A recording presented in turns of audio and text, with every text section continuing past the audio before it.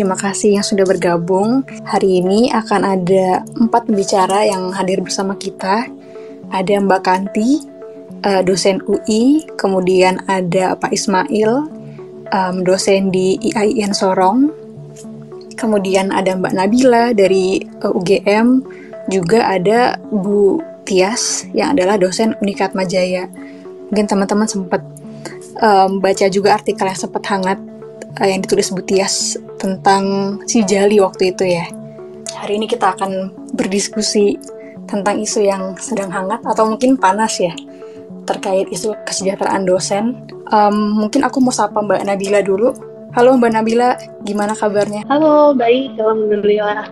Oke, saya mau mengucapkan selamat Hari Buruh untuk kita semua, juga selamat Hari Pendidikan Nasional. Kayaknya ini momentum yang sangat pas untuk membicarakan isu kesejahteraan dosen ini ya. Oke, Mbak Nabila, kita mulai duluan gak apa-apa kah? Boleh. Mungkin mau refresh dikit nih Mbak, terkait momentum hangatnya isu ini gitu ya. Kemarin kita sempat dihebohkan dengan ketentuan untuk mengupload berkas-berkas ke aplikasi Si Jali gitu ya. Ini juga yang ditulis Bu Tias di Kompas waktu itu. Mungkin sebelum kita bicara lebih lanjut, mau refresh lagi dan mungkin mau tanya sih Mbak, sebenarnya apa sih dampak tuntutan-tuntutan seperti ini terhadap dosen gitu. Dan sebenarnya penasaran juga, sebenarnya kan keluhan terkait beban administratif ini sudah disuarakan sejak lama ya Mbak. Tapi kok kayaknya nggak ada perbaikan dan justru jadi penyakit yang terus berulang gitu. Mungkin Mbak Nabila ada insight yang mau dibagikan kepada teman-teman yang sudah datang hari ini? Oke, terima kasih Mbak. Kalau saya pribadi sebenarnya memang mungkin bukan yang paling expert ya kalau urusan beban administrasi dan kemudian isu-isu terkait birokratisasi dosen. Saya cenderung lebih ke menjadi pihak yang ikut terkena dampaknya saja, tentu saja karena saya juga dosen. Tapi kalau misalnya kemarin gitu sebenarnya isu besar mengenai Pan-RB itu menurut saya adalah salah satu imbas ya, itu bukan akar masalah lah, bisa dikatakan, bisa jadi itu sebenarnya bukan akar masalah, tapi salah satu imbas dari kebijakan-kebijakan terkait dosen, terkait karir dosen, terkait dosen yang tidak mempertimbangkan kebutuhan dosen sebagai stakeholder utamanya. Karena kebijakan kemarin itu kan dikritik oleh, saya kira mayoritas dosen mengkritik lah, jarang sekali ada kemudian dosen yang beranggapan bahwa kebijakan kemarin itu adalah kebijakan yang menguntungkan gitu bagi kita, dan ini sebenarnya menunjukkan bahwa kebijakan tersebut dibuat tanpa mempertimbangkan stakeholder yang terlibat, dalam hal ini adalah dosen. Dan ini bukan sekali dua kali sebenarnya terjadi. Ada banyak sekali sebenarnya kebijakan-kebijakan terkait karir dosen, kemudian terkait dosen, terkait tugas dosen, terkait kewajiban dosen, dan juga terkait hak dosen yang dibuat tanpa kemudian mempertimbangkan kebutuhan dari dosen itu sendiri. Jadi di sini terlihat bahwa pembuat kebijakan itu seakan-akan tidak melibatkan dosen gitu dalam pembuatan kebijakan yang berimbas langsung terhadap dosen itu sendiri. Jadi kalau secara umum mungkin sebenarnya akar permasalahannya bisa dimulai dari situ gitu. Jadi ini kemudian kan bisa terkait ya dengan semua isu-isu problem terkait dosen yang belakangan ini menjadi sering disuarakan oleh teman-teman dosen gitu. Jadi terlihat sekali bahwa sebenarnya masalah itu bukan hanya soal, ini bukan cuma soal kayak kesulitan mengupload, kemudian kesulitan kemarin tuh permasalahannya kayak deadline yang terbatas. Itu masalah, tapi itu hanya salah satu dari banyak masalah sebenarnya. Ada banyak permasalahan-permasalahan lain yang ternyata tuh kebetulan kemarin menjadi terbuka semua gitu, menjadi makin kelihatan dengan adanya isu Pan-RB yang kebetulan bisa dikatakan menjadi isu pemersatu mungkin, yang ternyata semua merasakan dampaknya, dan akhirnya menjadi kayak semacam titik balik dan salah satu momentum kita akhirnya jadi banyak menyuarakan isu-isu yang lain gitu sih Mbak. Oke, apakah setelah itu kan ada respon dengan memperpanjang tenggat uploadnya Mbak? Apakah itu menyelesaikan masalah atau sebenarnya nggak sama sekali?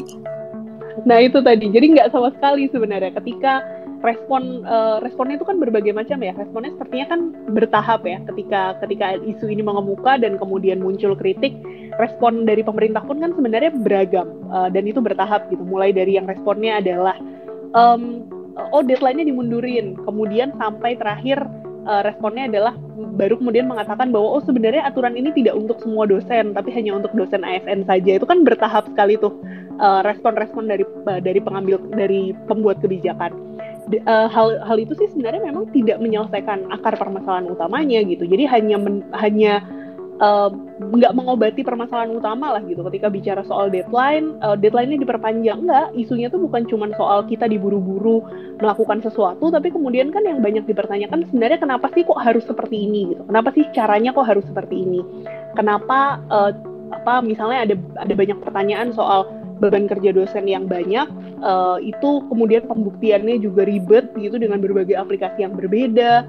Dan kemudian belum lagi kemudian isu kenaikan pangkat jabatan fungsional yang menjadi jauh lebih jauh lebih lama dan menjadi lebih subjektif pasca berlakunya ketentuan Pan-RB kemarin. Jadi sebenarnya isunya tuh bukan sekedar soal deadline, bukan sekedar soal aplikasi apa yang kemudian digunakan, tapi sebenarnya jauh lebih kompleks dan akarnya tuh jauh nggak bisa diselesaikan hanya dengan memundurkan deadline aja gitu.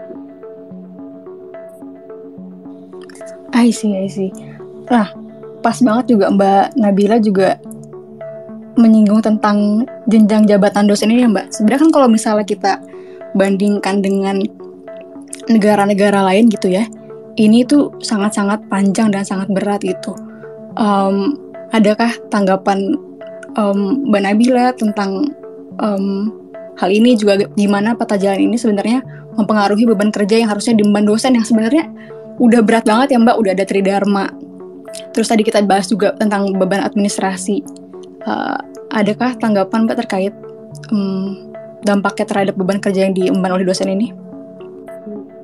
Lagi-lagi kalau soal isu ini saya harus disclaimer di awal bahwa saya nggak expert ya soal ini. Saya hanya orang yang terdampak saja dan kemudian kemarin mengikuti isu ini. Jadi kalau misalnya saya sendiri juga kemarin baru belajar gitu soal perubahan-perubahan terkait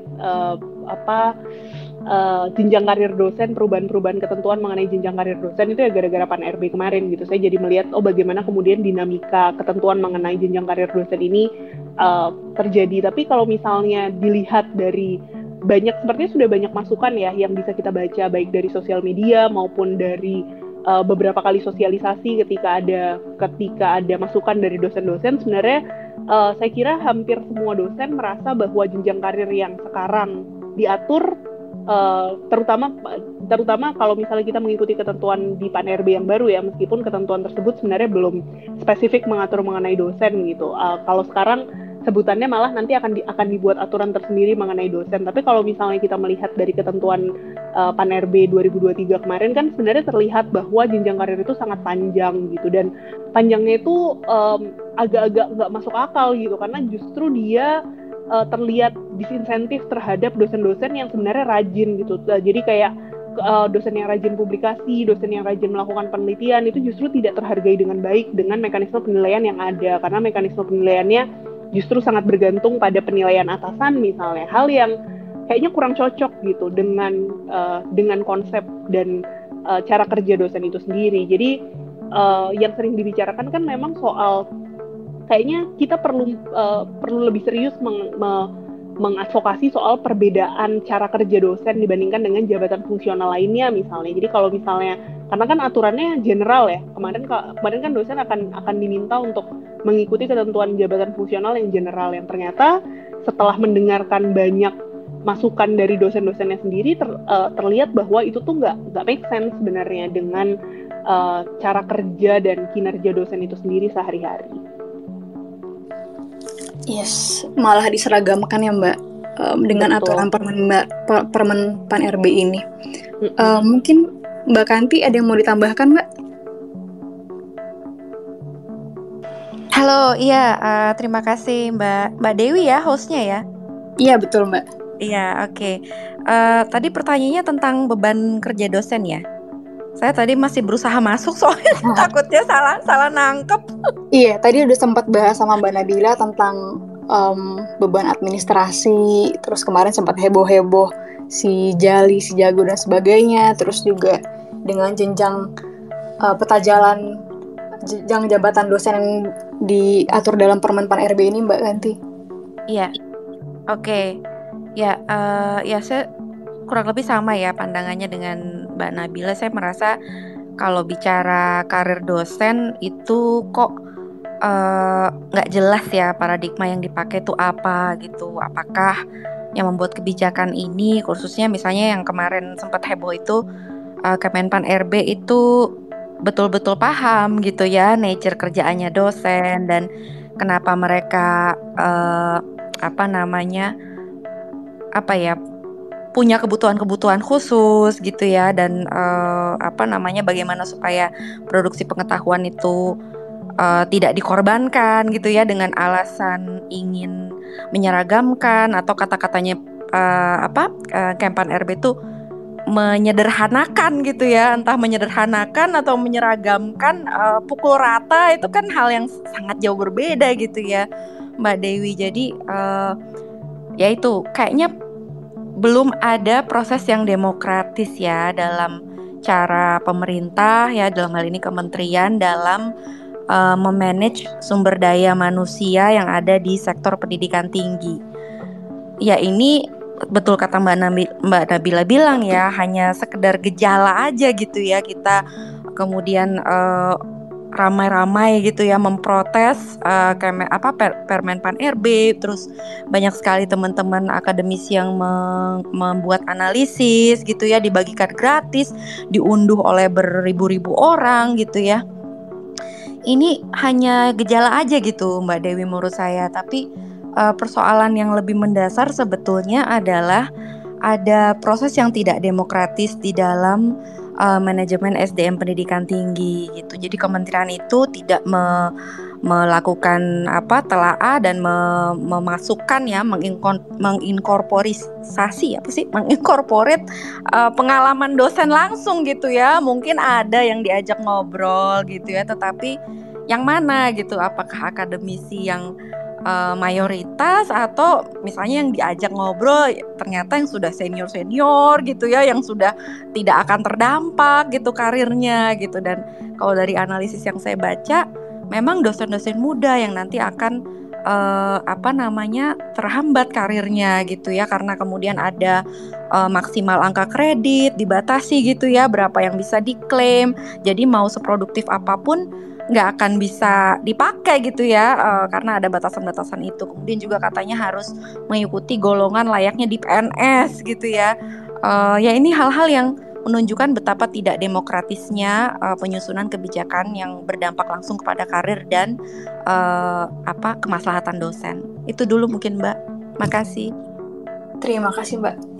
Iya betul banget ya Mbak, padahal dosen muda lagi masa-masa produktifnya, dan kayaknya kalau nggak salah satu temuan risetnya Mbak Kanti dan tim riset kesejahteraan dosen juga terkait dosen muda ini, kita akan gali lebih lanjut, tapi saya akan coba ke Bu Tias dulu. Bu Tias sudah hadir. Iya, selamat malam. Apakah suara saya terdengar? Terdengar dengan baik. Oke, terima kasih. Ini termasuk dosen yang angkatan tua, jadi nak niknu untuk mengikuti lewat Twitter ini. Jadi mohon maaf terlambat masuk. Nggak apa-apa itu. Iya, sebenarnya waktu di Twitter itu sempat heboh artikel Bu Tias terkait si Jali dan si Jago dan lain-lainnya ini. Mungkin boleh di-share pendapat dan tanggapannya. Iya, terima kasih Mbak Dewi dan teman-teman sekalian. Sebetulnya concern saya itu adalah terkait dengan bukan ke masalah apresiasinya, tetapi beban tinggi yang membuat kita tidak seproduktif sebagai akademisi seperti yang seharusnya, karena beban administrasi yang sebegitu tinggi itu menghabiskan waktu. Rencana itu kan sebetulnya berangkat dari pengalaman pribadi saya sendiri yang rupanya juga dialami oleh teman-teman dosen di seluruh Indonesia. Kebetulan saya adalah dosen Unika Atmajaya, dan ada pertemuan-pertemuan online yang membahas tentang ini. Di dalam pertemuan itu juga sudah dibilang, ayo kita suarakan. Kalau enggak orang tidak tahu dan pimpinan tidak tahu. Maksudnya pimpinan adalah pemerintah tidak tahu apa yang terjadi, yang kita lakukan betapa beratnya.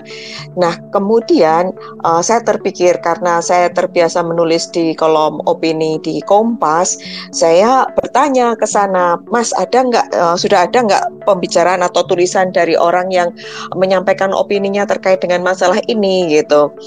Dikatakan belum. Jadi saya segera malam itu juga ya saya tulis sampai pagi sih memang itu untuk menyampaikan ini, dan rupanya Prof. Sulis dari Universitas Indonesia juga menuliskan, tetapi lebih fokus pada Perman RB itu. Sementara saya lebih fokus kepada aplikasi-aplikasi yang disediakan oleh LL Dikti 3 ya. Seperti teman-teman tahu bahwa kita yang ada di PTS ini kan tidak langsung ke Dikti, tapi ada LL Dikti, lembaga layanan Dikti yang menjadi jembatan supaya kita juga memenuhi tuntutan apa yang dimintakan oleh Dikti. Nah, rupanya memang belum ada yang membicarakan tentang si Jali, si Jago, apalagi karena di Indonesia kan ada beberapa wilayah LL Dikti, sehingga saya menuliskan itu sesuai dengan apa yang saya alami, mengingat bahwa saya sendiri adalah dosen yang sudah termasuk angkatan jadul, tetapi juga tidak begitu rajin mengurus angka kredit, sehingga saya pikir, aduh, dalam waktu yang sependek itu saya harus memasukkan data dokumen-dokumen sejak tahun saya TMT-nya tahun 2011. Coba bayangkan itu mencari dokumen tahun 2011 itu kan tidak mudah, meskipun saya juga sudah punya beberapa tetapi tentu saja tidak lengkap. Untuk mengupload semuanya itu hal yang tidak mudah. Kemudian dalam salah satu diskusi dengan Prof. Sulis yang juga menuliskan tentang buruh dosen, ternyata itu juga berangkat dari apa yang beliau alami. Meskipun beliau sudah profesor, tetapi beliau sebagai PNS itu juga harus mengupload semua itu, dan TMT beliau itu malah lebih lama lagi, tahun 2008 atau 2009 begitu. Beliau juga memikir, wow, kalau kami semua ini harus mengisi TMT yang begitu banyak, itu kan tidak mungkin dengan waktu yang sangat cepat ini. Nah, mungkin bagi teman-teman dosen yang lebih muda atau yang baru saja diangkat ya TMT-nya baru 1-2 tahun yang lalu, itu mungkin tidak terlalu terasa bebannya.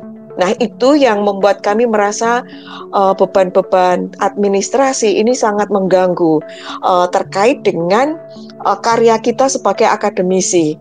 Itu yang menurut saya lebih saya utamakan ketimbang masalah kesejahteraan dalam arti apresiasi yang memang saya rasakan memang berbeda dengan kalau kita bekerja di perusahaan dan sebagainya.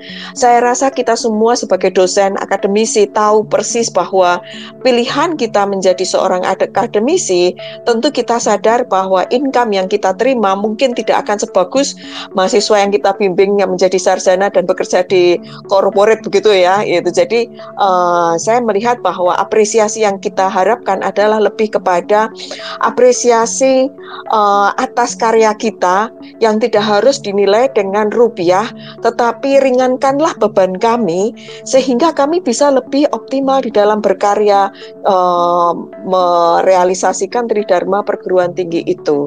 Nah, itu dulu Mbak Dewi yang ingin saya sampaikan, nanti bisa terbuka untuk kita diskusi lebih lanjut. Terima kasih. Oke, jadi memang sudah beban administrasi ini sangat besar sampai justru mengganggu fungsi utama dari dosen sendiri itu ya Mbak, yang mengembangkan ilmu pengetahuan dan segala macamnya gitu. Tridharma bahkan yang menjadi adaptasi kepada dosen-dosen itu sendiri. Nah, saya agak kurang setuju dengan poin terakhir tapi nih Bu Tias, karena banyak sih sebenarnya omongan-omongan kayak oke, dosen itu pengabdian, tapi mungkin saya ingin menanyakan kembali apakah mengabdi artinya tidak deserve untuk mendapatkan kompensasi sepadan gitu. Nah, ini saya akan tarik ke Mbak Kanti dan Mbak Nabila mungkin yang baru saja melakukan riset terkait kesejahteraan dosen itu sendiri. Mbak Kanti atau Mbak Nabila mungkin ada yang mau duluan membagikan pengalaman, pengamatan, dan mungkin hasil survei yang baru-baru ini dilakukan?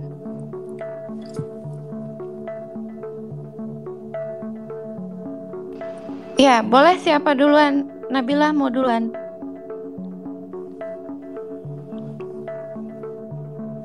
Mbak Kanti dulu aja Mbak, saya kebetulan internetnya tiba-tiba agak putus-putus. Oh, oke. Ya. Oke, ya makasih Mbak Dewi pertanyaannya. Jadi tim riset kesejahteraan dosen ini terdiri dari dosen lintas universitas ya Mbak Dewi ya. Jadi ada saya, ada Mbak Nabila, dan ada teman-teman lain dari UI, UGM, dan dari Universitas Mataram. Kebetulan di sini ada Mas Sofwan juga nih, bagian dari tim riset kami. Terus ada siapa lagi nih?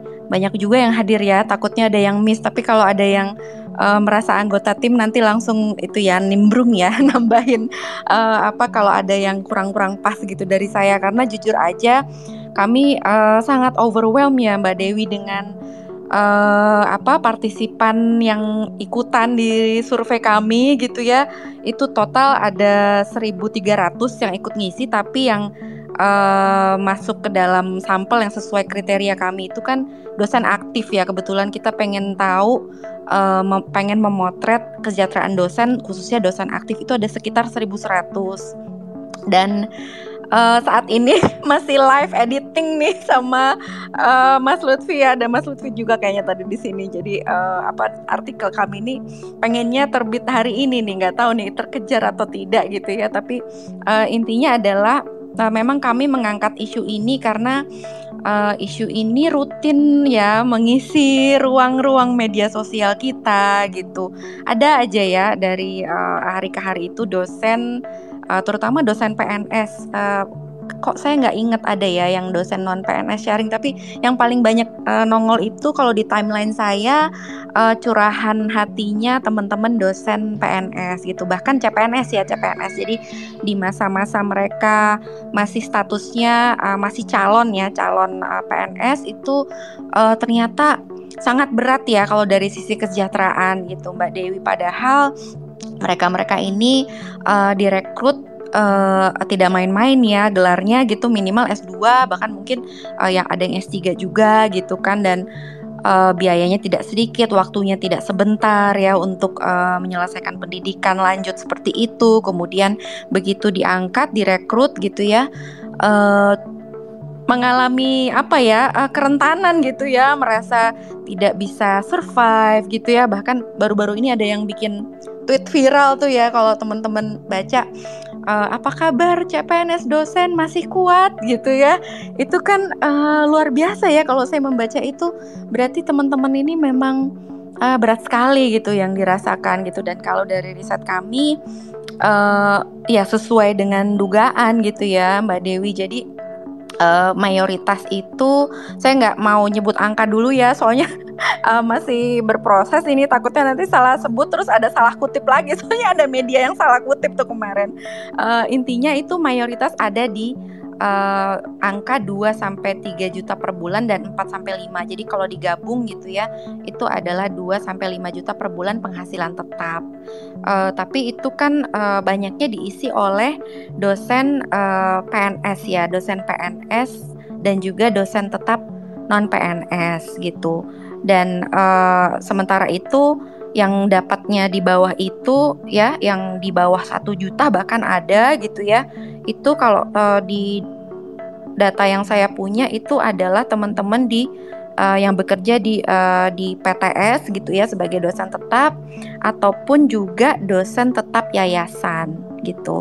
Nah ini bisa di bawah 1 juta rupiah gitu ya. Saya nggak kebayang tuh gimana ya mereka mau menjalankan tugas-tugasnya gitu ya, berkinerja dengan baik tapi dengan penghasilan yang sangat minim seperti itu. Di luar itu memang ada dosen mendapatkan penghasilan yang sifatnya variabel gitu ya. Ada honor-honor gitu ya, entah honor kepanitiaan, ada honor kelebihan mengajar gitu ya. Jadi ini banyak banget nih itemnya di dalam survei kami. Tapi itu pun besarannya juga nggak seberapa gitu ya. Kalau nggak salah yang tambahan itu juga hanya 0 sampai 1 juta ya, yang paling banyak menjawab itu di range segitu gitu. Dan ini menunjukkan ya bahwa memang posisi dosen kalau dari segi kesejahteraan itu masih belum menjadi prioritas gitu. Dan ini yang kami coba angkat ya dalam riset kami gitu. Mungkin yang lain ada yang mau menambahkan? Boleh saya tambahkan, Mbak Kanti? Silakan, Bu. Ya, ini menarik sekali memang. Kalau tidak salah di CNN kalau nggak salah ada berita tentang itu juga. Memang apa yang disampaikan penelitian Mbak Kanti dan Mbak Nabila ini luar biasa ya. Karena saya sempat baca, mungkin CNN, maaf saya kalau salah, tetapi saya sempat membaca apa yang hasil yang dari penelitian Mbak Kanti ini sempat juga direfleksikan di salah satu media. Itu hampir 91% dosen mengalami minim apresiasi itu. Kalau tadi saya katakan bahwa saya mungkin yang tadi dikatakan Mbak Dewi tidak setuju, mungkin karena apa yang saya tuliskan itu bukan ke arah apresiasi finansial itu, tetapi beban kerja dosen itu sendiri. Jadi bukan berarti bahwa saya menegasikan tentang honor yang sangat rendah misalnya seperti itu, tetapi pada saat saya menulis itu lebih kepada beban dosen yang begitu luar biasa sehingga tridharma perguruan tinggi tidak bisa dilakukan secara optimal.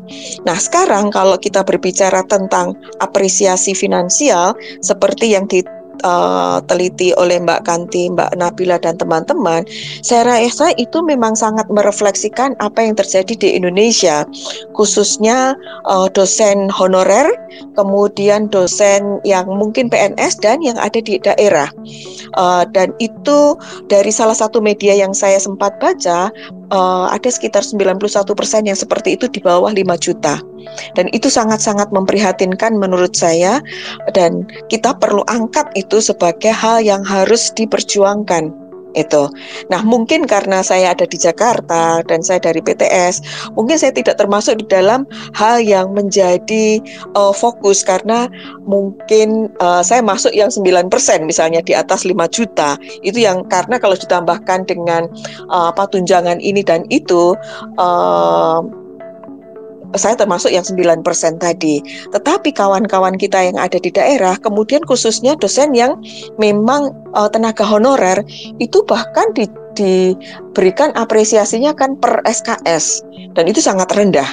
Itu sehingga banyak sekali orang-orang yang tertarik untuk menjadi dosen berpikir ulang apakah dosen merupakan karir atau menjadi dosen itu adalah bagian dari kita berkarya.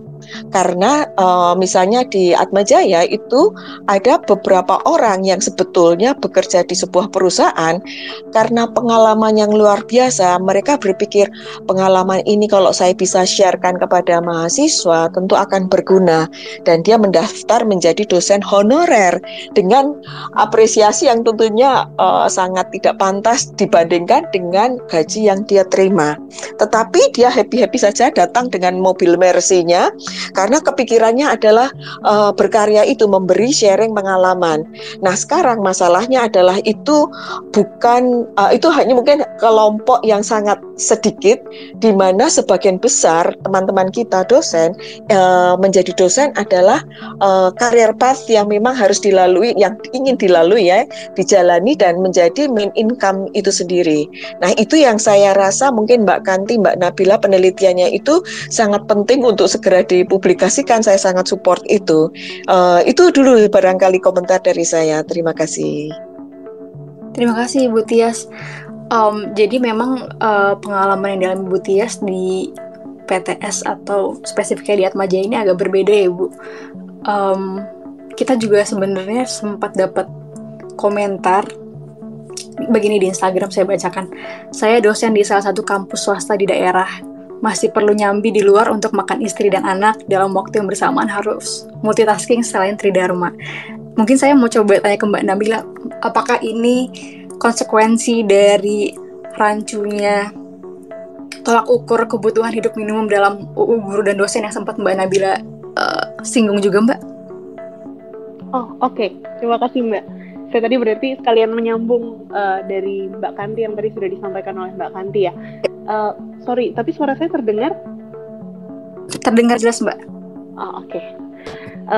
Jadi tadi betul ya yang disampaikan bahwa saya sebagai bagian dari tim peneliti ini tadi juga awalnya sebenarnya cukup kaget gitu, cukup terkaget-kaget karena dua hal. Yang pertama bukan tingkat apresiasi ya, tingkat willingness banyaknya orang yang mau cepat sekali riset ini menjadi bagian dari riset ini gitu. Jadi kami berkali-kali berterima kasih kepada semua teman dosen yang mau meluangkan waktu untuk mengisi ini, karena kami nggak nyangka juga hanya dari sosial media ternyata bisa menjangkau cukup banyak teman-teman dosen yang beragam gitu. Karena kalau tadi dilihat dari isinya gitu, isi perisetnya kan sebenarnya agak-agak demografinya itu aja ya, dari universitasnya juga hanya dari 3 universitas yang berbeda, dan bisa jadi kemudian memang tidak representatif dengan kondisi dosen yang ada di luar sana gitu, dari Sabang sampai Merauke. Tapi ternyata kalau kita lihat dari responden yang masuk ternyata cukup banyak gitu, cukup terlihat perbedaan, dan kemudian terlihat sekali betapa yang saya lihat di depan mata saya sebagai dosen UGM PTN di Jawa itu memang kondisi yang saya rasakan itu sangat berbeda dengan kondisi yang dirasakan oleh banyak, mayoritas, bahkan kalau dilihat dari hasil riset kami, mayoritas dosen di Indonesia gitu. Jadi itu yang berkali-kali kayak jadi refleksi tersendiri gitu buat saya, dan saya kira buat banyak teman ketika membaca data di riset kami gitu, bahwa kayak oh iya ya, ternyata kondisi dosen di Indonesia itu memang sebegitu beragamnya, dan memang masih sangat timpang antara satu dengan yang lainnya. Dan hal ini yang sebenarnya masih jarang sekali dibicarakan gitu, karena ketika kita membicarakan mengenai profesi dosen ini kan selalu dianggap sebagai profesi yang elit, sebagai profesi yang memberikan strata sosial tertentu lah, sehingga dianggapnya bahwa kalau kamu dosen ya nggak mungkin kamu tuh nggak sejahtera gitu, sehingga dianggapnya dosen tuh pasti kaya, apalagi kalau misalnya kita udah ngelihat dosen yang pekerjaannya rangkap-rangkap ya, jadi tenaga ahli juga, jadi komisaris juga, jadi apa juga, yang seringkali dibicarakan dan yang seringkali disorot oleh lampu sorot itu kan dosen-dosen yang seperti itu.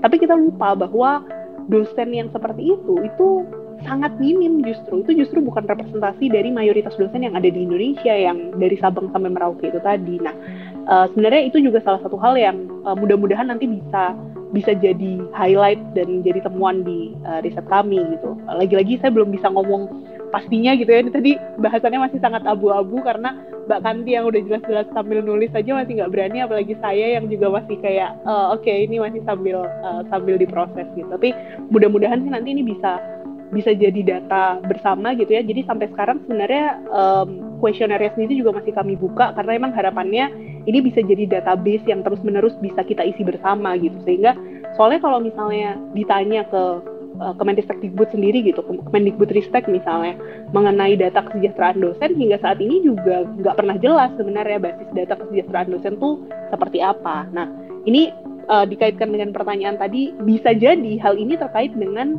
regulasi dosen, dan dalam hal ini guru dan dosen sendiri yang memang mungkin bisa dikatakan abu-abu kalau kita bandingkan dengan pekerja pada umumnya. Karena background saya kan dosen hukum ketenagakerjaan, sehingga ketika kita bicara soal pekerja, maka pegangan utama saya biasanya adalah Undang-Undang 13 2003 dan aturan-aturan pelaksananya gitu.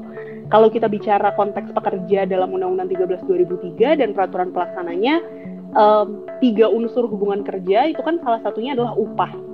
Upah itu adalah salah satu unsur paling penting dalam hubungan kerja, dan dia dianggap sebagai unsur yang memang perlu untuk diregulasi dengan cukup restriktif, karena tanpa adanya regulasi yang clear mengenai upah, maka sangat mungkin kemudian orang itu dieksploitasi dengan upah yang tidak layak. Dan untuk apa orang bekerja kalau misalnya kemudian dia tidak bisa mendapatkan kesejahteraan karena ketika dia bekerja. Nah, atas dasar itulah maka kemudian upah itu diregulasi dalam Undang-Undang Ketenagakerjaan dalam bentuk upah minimum, dan kemudian diturunkan gitu kan dalam berbagai peraturan di bawahnya yang mengatur soal bagaimana kemudian cara upah minimum itu dihitung, variabel, kalau sekarang pakai variabel gitu, pakai variabel apa saja, bagaimana penentuannya, setiap tahun dia harus ditentukan, dalam hal ini dia harus naik, dia nggak boleh turun, dan banyak hal lain. Nah, seharusnya kan memang seperti itu ketika kita bicara soal upah. Nah, permasalahannya dalam konteks dosen dan juga guru, kadang-kadang kita menjadi kesulitan gitu ketika ditanya dosen dan guru ini sebenarnya ikut ketentuan upah minimum nggak sih gitu. Karena kalau kita melihat dari definisi pekerja itu sendiri, seharusnya iya dong. Karena kan sepanjang kita, kalau berdasarkan ketentuan Undang-Undang 13 2003, sepanjang kita adalah menerima upah gitu, maka kemudian kita dapat dikategorikan sebagai pekerja.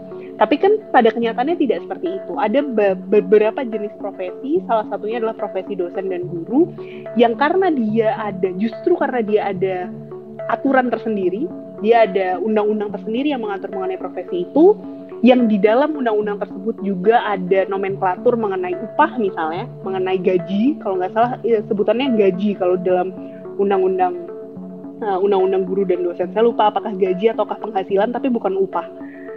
Justru karena ada ketentuan tersendiri tersebut, ini menjadi jadi tameng gitu. Seakan-akan profesi-profesi ini tidak harus mengikuti ketentuan yang ada dalam undang-undang ketenagakerjaan. Sehingga permasalahannya ketentuan gaji atau penghasilan yang ada dalam undang-undang guru dan dosen itu tidak eksplisit diaturnya sebagaimana ketentuan dalam undang-undang ketenagakerjaan. Jadi dia nggak secara spesifik mengatur mengenai upah minimum misalnya. Jadi dia memberikan batasan upah minimum dosen dan guru itu seperti apa sih gitu. Itu nggak ada. Dia cuma mengatakan bahwa guru dan dosen berhak untuk mendapatkan penghasilan yang layak. Tapi habis itu udah tuh ngegantung gitu aja, nggak ada penjelasan lebih lanjut. Jadi itu yang kadang-kadang malah akhirnya jadi loophole gitu. Sebenarnya ini sih sebenarnya ini sesuatu yang sebenarnya sangat bisa diselesaikan ketika pembuat kebijakan mau membuat diskresi gitu ya, mendefinisikan apa yang dimaksud sebagai kebutuhan hidup yang layak, kemudian menentukan pengaturannya seharusnya seperti apa. Itu sebenarnya sangat mungkin dilakukan. Tapi ternyata pada kenyataannya sampai sekarang dualisme aturan ini tadi justru membuat ketentuan mengenai pengaturan upah bagi guru dan dosen itu justru menjadi sangat abu-abu. Dan implikasinya kalau kita melihat data di riset kami, itu kemudian implikasinya justru banyak sekali dosen-dosen yang mendapatkan penghasilan jauh dari kebutuhan hidup layak. Dalam hal ini, kalau setidaknya mengacu kebutuhan hidup layaknya UMP misalnya gitu kan, kalau tadi rata-ratanya kebanyakan ada di angka 2-3 juta misalnya, UMP saja sudah banyak yang di atas 2-3 juta gitu. Jadi dari situ saja kemudian terlihat bahwa implikasi dari ketidakjelasan harus mengacu kemana sebenarnya batasan minimum upah bagi dosen itu implikasinya buruk gitu, karena akhirnya jadi banyak yang dikembalikan pada mekanisme privat masing-masing. Kalau dosen yayasan ya dikembalikan pada kesepakatan yayasan, dikembalikan pada kesepakatan PTS. Yang kalau soal dosen PNS itu penjelasannya lebih complicated lagi, nanti Mbak Kanti mungkin bisa menjelaskan lebih lanjut kalau ada waktunya. Tapi ini cerminan gitu bahwa memang sebenarnya kalau kita boleh jujur, kesejahteraan dosen itu ya masih sangat jauh di bawah kelayakan sebenarnya gitu. Oh jadi panjang ya saya? Nggak apa-apa Mbak. Mungkin karena Pak Ismail udah di sini juga. Pak Ismail ini dosen di IAIN Sorong di Papua Barat. Mungkin bisa menambahkan insight juga Pak terkait pengalamannya gitu. Tadi Bu Tia sudah sharing, Mbak Nabila dan Mbak Kanti sudah sharing. Mungkin Pak Ismail bisa sharing juga pengalaman di perguruan tinggi yang di bawah Kemenak gitu ya Pak, dan di wilayah timur juga. Silakan Pak. Ya, terima kasih Mbak Dewi. Apa suara saya terdengar Mbak Dewi? Terdengar Pak. Oke, terima kasih Bapak Ibu semua.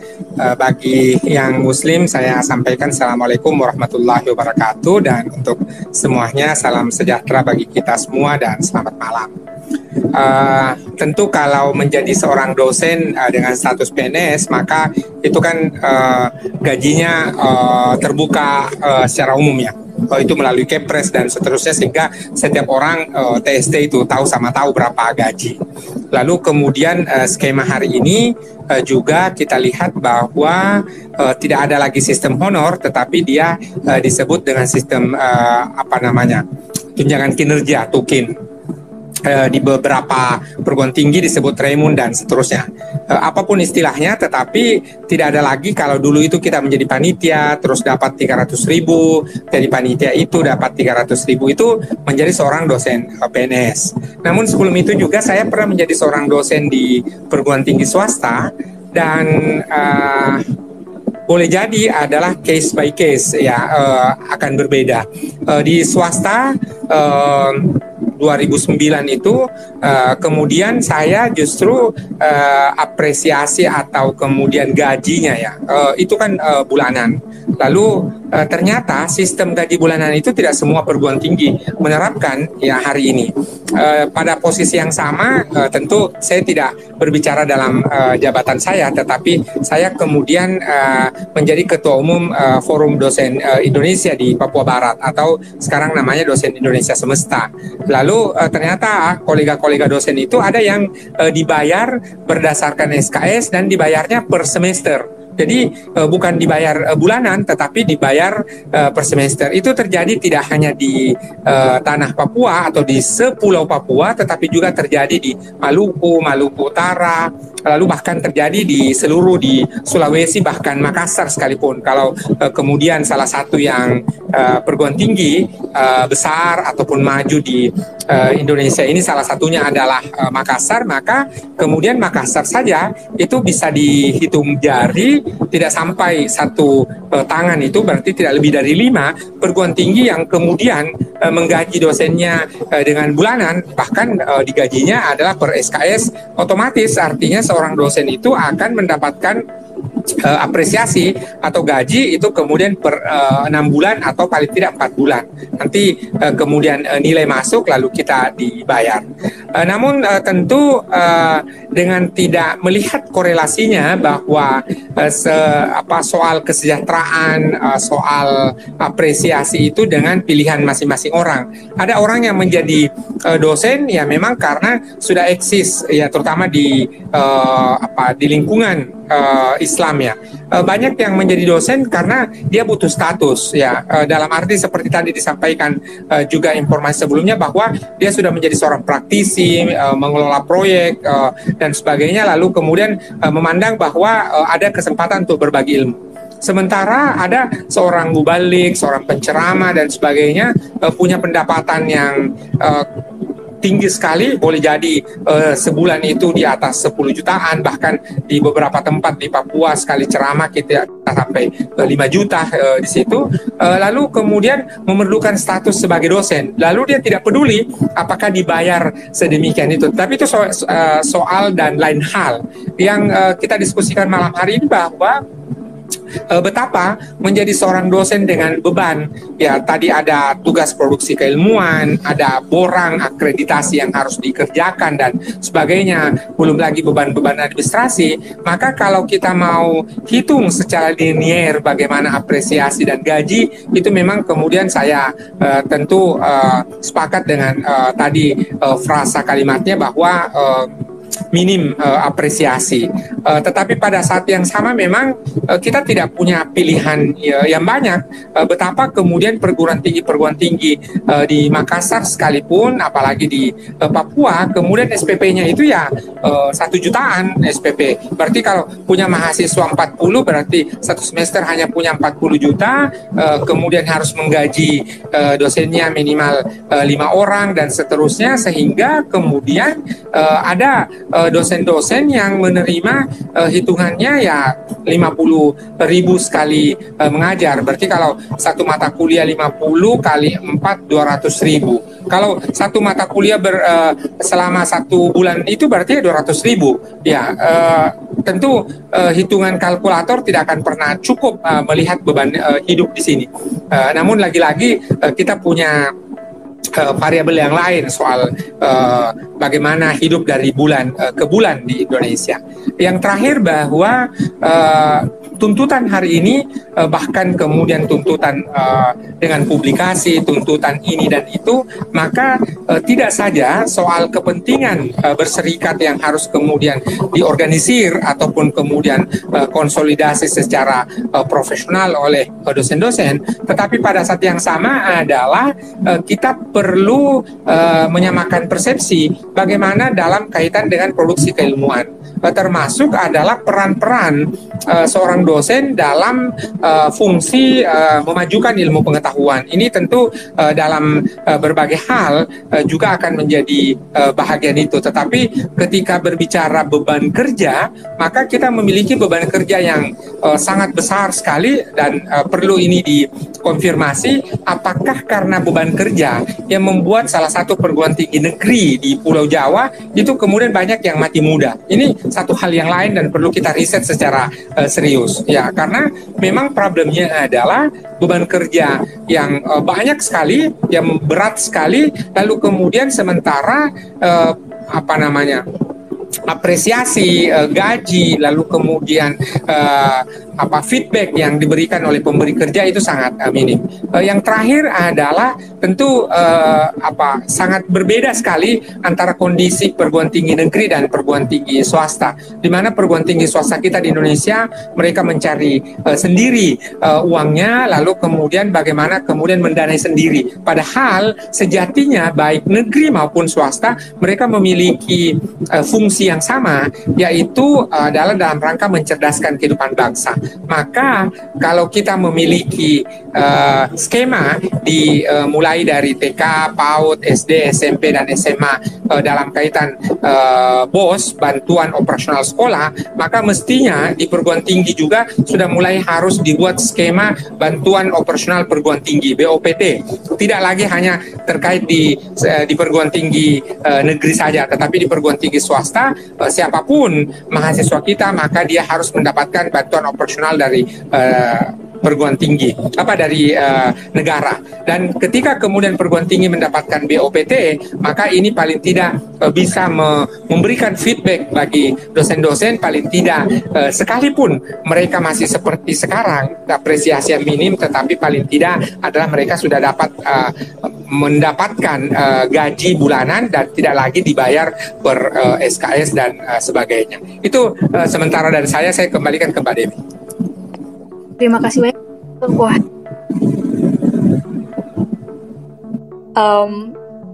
keberagaman itu sudah sangat berkelindan gitu ya. Maksudnya ada perbedaan karena status perguruan tingginya, terus juga ada perbedaan ikatan kerjanya, kemudian juga daerah, kemudian dapat insight lagi dari Pak Ismail kalau misalnya bahkan sistem penggajiannya pun berbeda gitu. Ketika ditilik ternyata bahkan lebih kompleks lagi.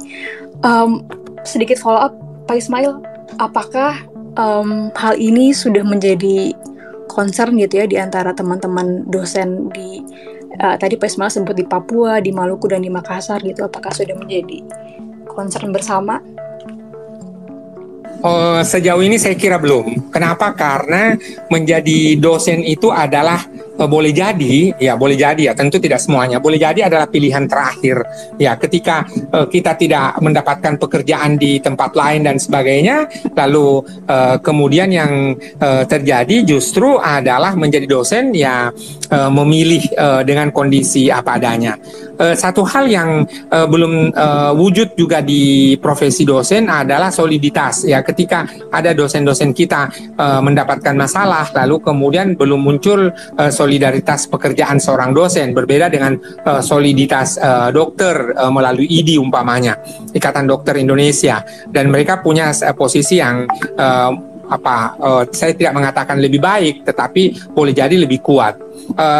Oleh karenanya adalah kita perlu melihat lebih banyak adanya asosiasi-asosiasi profesi. Ya, dia sekarang ini kan ada beberapa asosiasi profesi. Di antaranya adalah ada Forum Dosen Indonesia atau Dosen Indonesia Semesta. Lalu kemudian ada yang lain di teman-teman saya di Makassar dan beberapa lagi yang lain.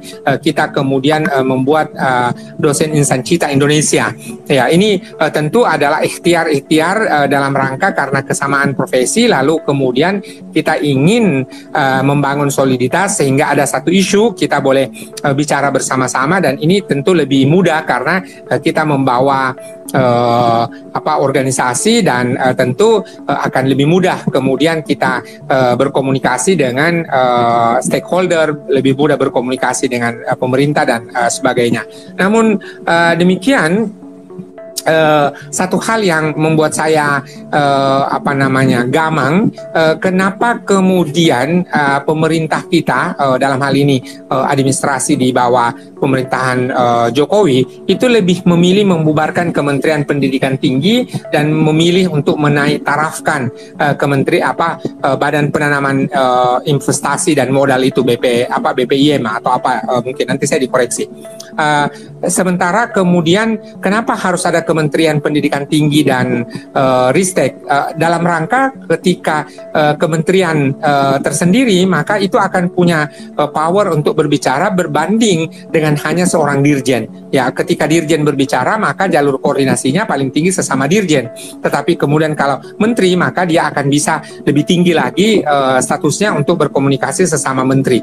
Betapa kita melihat bahwa kondisi perguruan tinggi kita ketika ada Kementerian Pendidikan Tinggi itu kemudian kita lebih mudah untuk saling bekerja, lalu kemudian dalam banyak hal isu-isu itu kemudian bisa langsung dieksekusi. Bandingkan hari ini.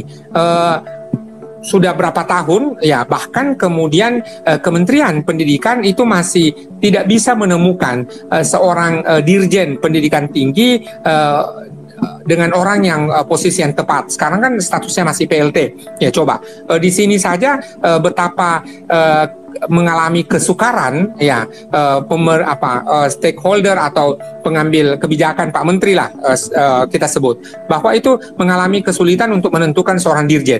Ya, apalagi kemudian mau melihat betapa rumitnya persoalan pendidikan Indonesia kita.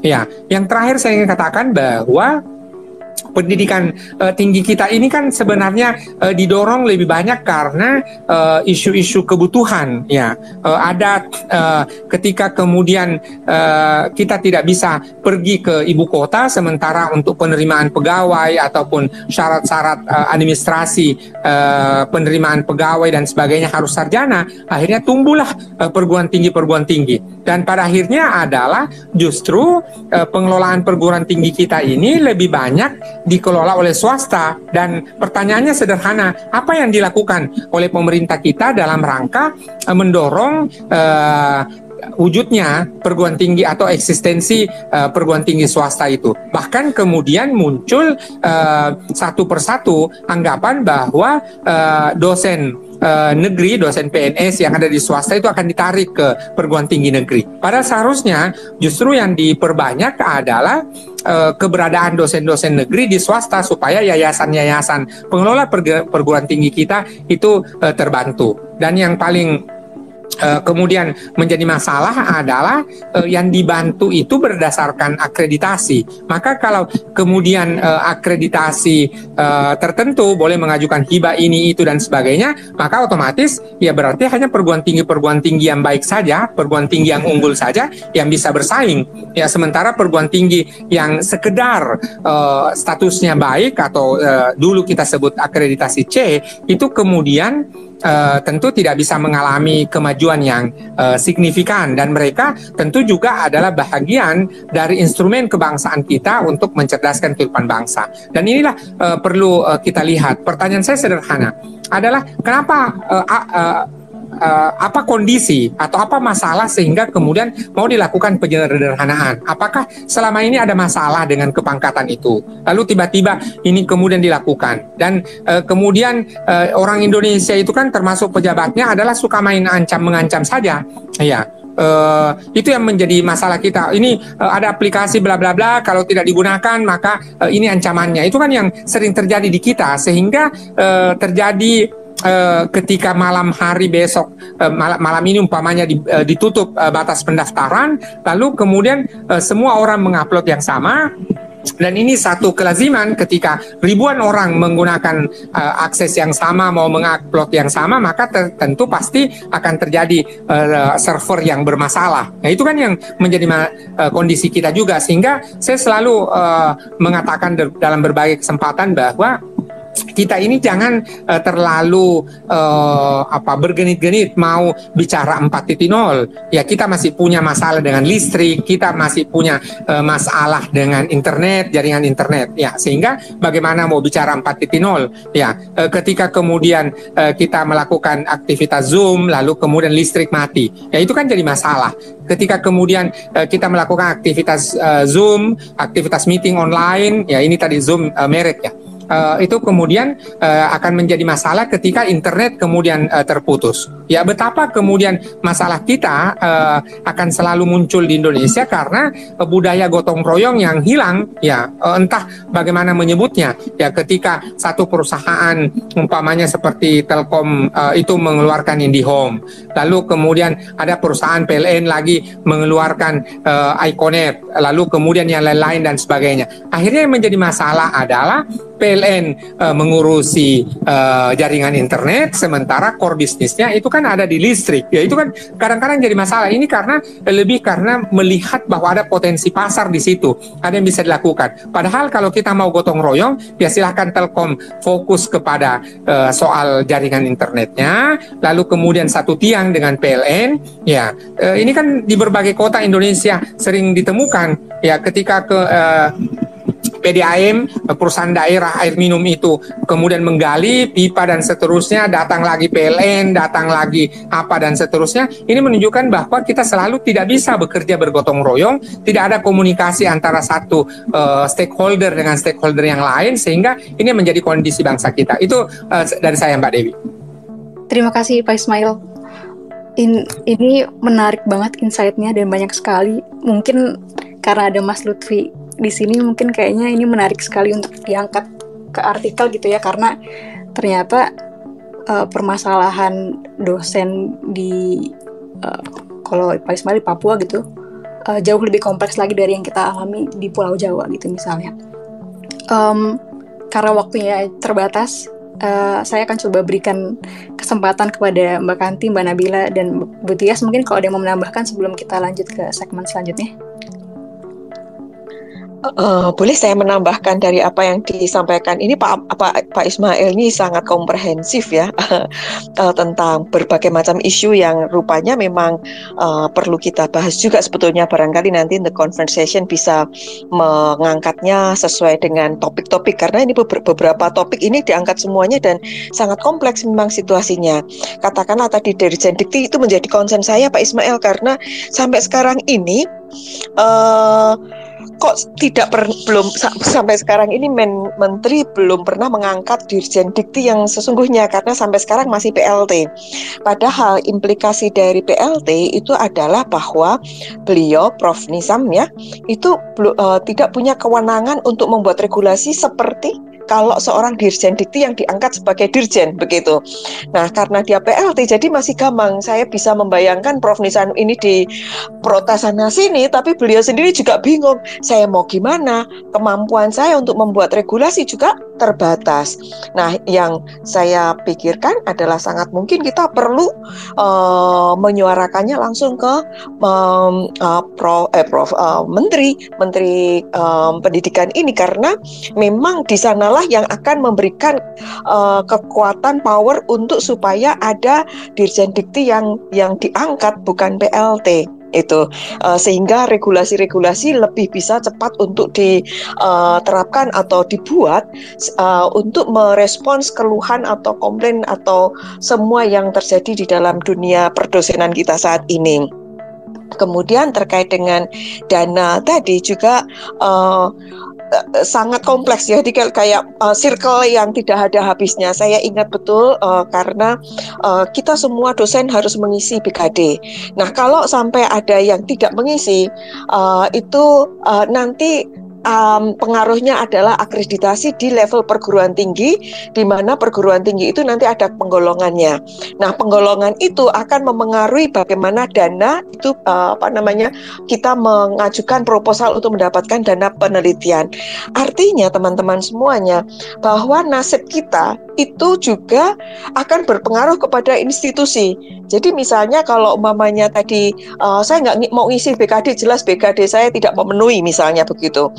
Itu pihak universitas atau sebagai perguruan tinggi itu akan selalu mengencourage kita, ayo diisi sesuai dengan tenggatnya, karena apa? Implikasinya adalah pada level perguruan tinggi itu nanti kelompok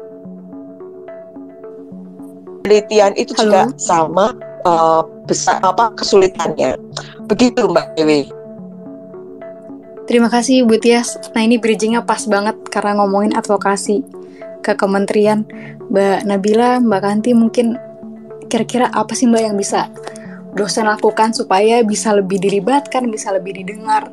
Karena keluhan-keluhan ini tuh sebenarnya kan bukan sesuatu yang baru muncul ya, sudah lama tapi belum ada perbaikan gitu. Kira-kira apa nih Mbak yang bisa kita lakukan untuk advokasi ini?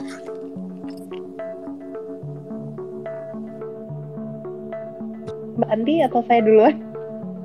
Boleh Mbak Nabila duluan. Kalau saya mungkin dikaitkan dengan tadi pertama banget ya Mbak, ketika saya ditanya soal pendapat isu Kemenpan RB yang kemarin sempat ramai, sebenarnya kan tadi yang disampaikan oleh Pak Ismail, oleh Bu Yunike itu menunjukkan bahwa sebenarnya sama-sama menunjukkan ya bahwa memang isunya tuh banyak banget. Jadi bukan kemarin itu hanya kebetulan memang ada momentum bersama yang kita kemudian sama-sama merasa bahwa oke, ada masalah nih yang kemudian jadi pembicaraan bersama dari semua dosen. Tapi sebenarnya kalau dari pembicaraan kita 1 jam ini tadi aja kan kelihatan bahwa ada banyak sekali sebenarnya isu-isu yang sama pentingnya, sama krusialnya untuk lebih serius dibicarakan gitu. Dan yang tadi disampaikan oleh Pak Ismail dan Bu Yunike juga sebenarnya menunjukkan itu tadi ya, yang kalau kata Mbak Kanti dibilang sebagai gejala itu tadi, gejala pengambil kebijakan yang ngambil kebijakannya nggak pas terus gitu, atau tidak mengambil kebijakan apa-apa sama sekali karena tidak mendengarkan stakeholder yang sebenarnya paling terkait dengan kebijakan itu sendiri. Dalam hal ini ketika kebijakan itu terkait dosen, ya harusnya yang paling didengarkan adalah stakeholder dosen. Nah, saya kira memang menjadi penting bagi kita kemudian untuk lebih serius bersama-sama mengadvokasi ini gitu, karena jelas sekali ketika yang bersuara hanya 1-2 orang, suara itu akan sangat mudah kemudian untuk tidak terdengar dan ditelan oleh isu-isu yang lain. Tapi ketika saya kira ada sekitar 300.000 dosen, kalau dari kemarin saya baca ini data terbaru ada sekitar 300.000-an dosen di Indonesia.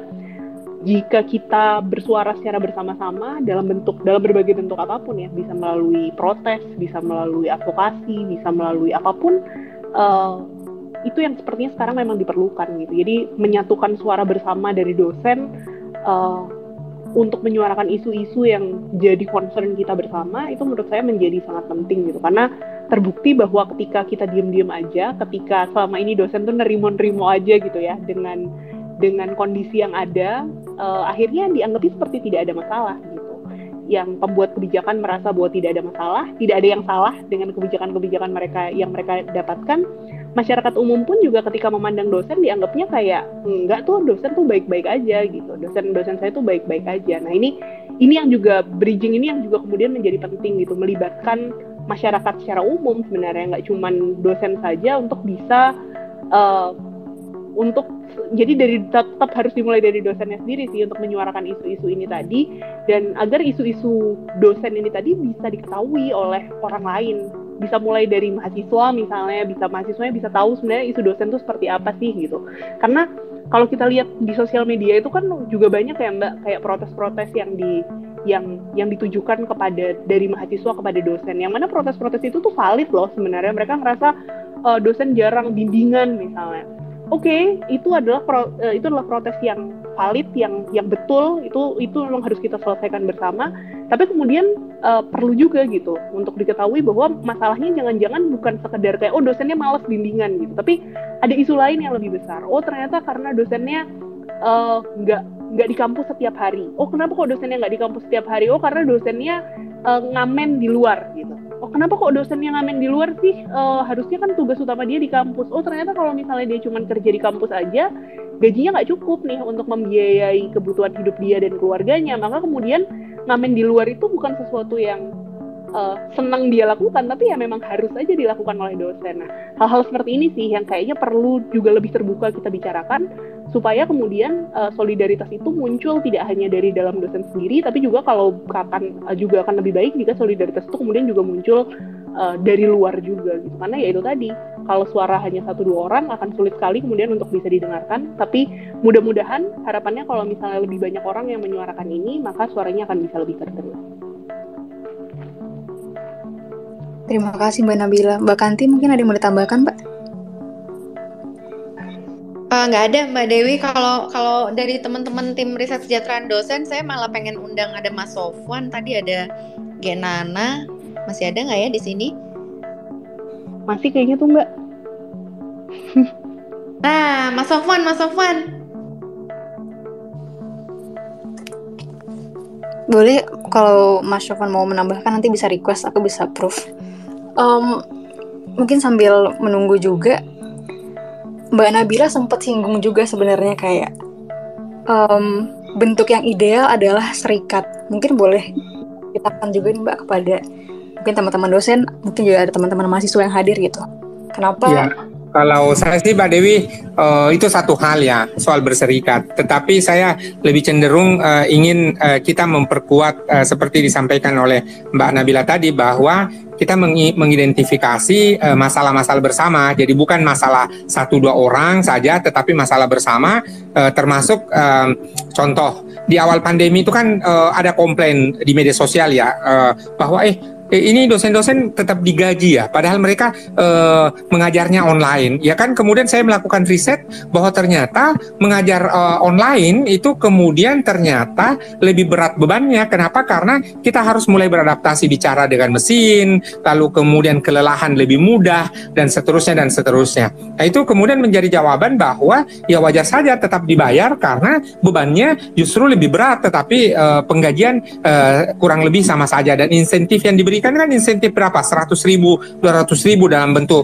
pulsa saja selama pandemi itu. Yang kedua adalah kita harus memandang dosen ya kemudian sama persis dengan guru, atau boleh jadi adalah kita, karena ini sementara revisi undang-undang Sisdiknas, maka kita perlu meminta lebih banyak pandangan-pandangan dari para dosen kita, sehingga kemudian apa yang menjadi masalah pendidikan kita ini bisa termuat dalam undang-undang sistem pendidikan nasional, dan itu bisa menyelesaikan banyak hal masalah di bangsa kita.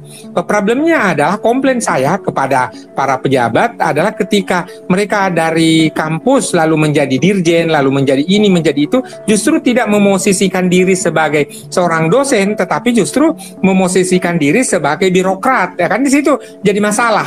Ya, tetapi itu juga plus minusnya. Jadi satu keuntungan menjadi dosen yang tidak dimiliki oleh profesi lain adalah ya kita ini bisa menjadi palu gada, apa lu mau gue ada.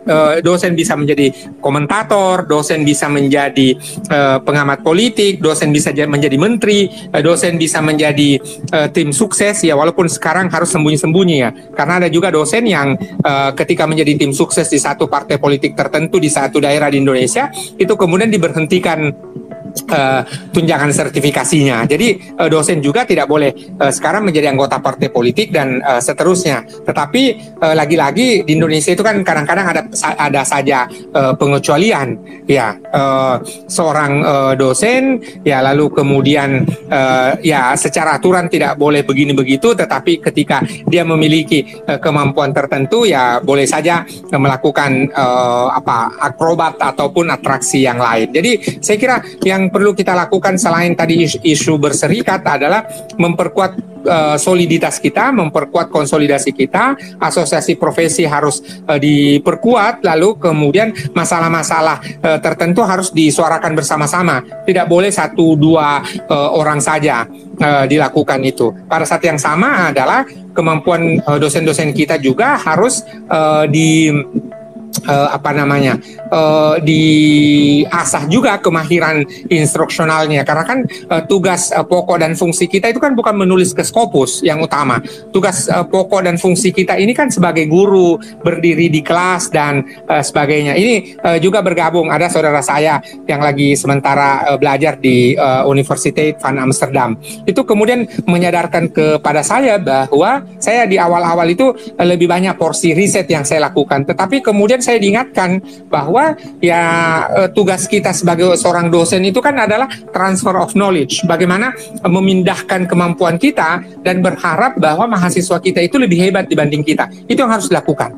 Ya, termasuk adalah mencari solusi-solusi terhadap komplain mahasiswa. Mahasiswa kita suka komplain adalah mereka mau bimbingan skripsi itu kemudian tidak ada. Oleh karenanya adalah saya melakukan secara pribadi bagaimana memperlakukan skripsi, tesis, dan disertasi seperti sebuah mata kuliah. Dan memang dia adalah mata kuliah. Jadi dibuatkan jadwal khusus, kita sepakati di awal semester, kita ketemu contoh tiap Rabu jam 10 sampai jam 12. Maka kemudian harus ketemu. Dan ketika kemudian seorang dosen tidak bisa bertemu dengan mahasiswanya besok hari, maka dia harus menyampaikan 1 hari sebelumnya. Dan itu rule di antara kami.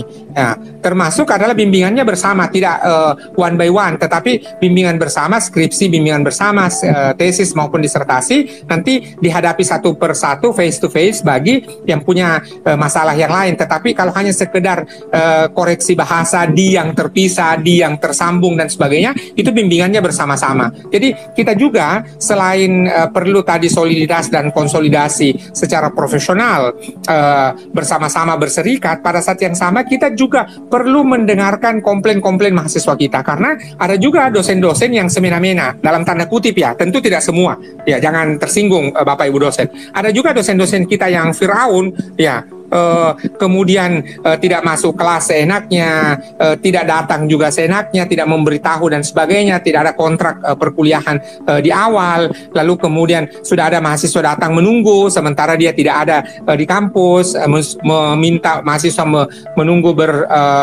berjam-jam dan sebagainya. Oleh karenanya menurut saya adalah mahasiswa itu adalah mitra kita, yaitu ada Bapak Ibu tentu sudah sangat paham bahwa mahasiswa kita yang IPK-nya 3, IPK-nya 4 itu harus diperlakukan dengan baik.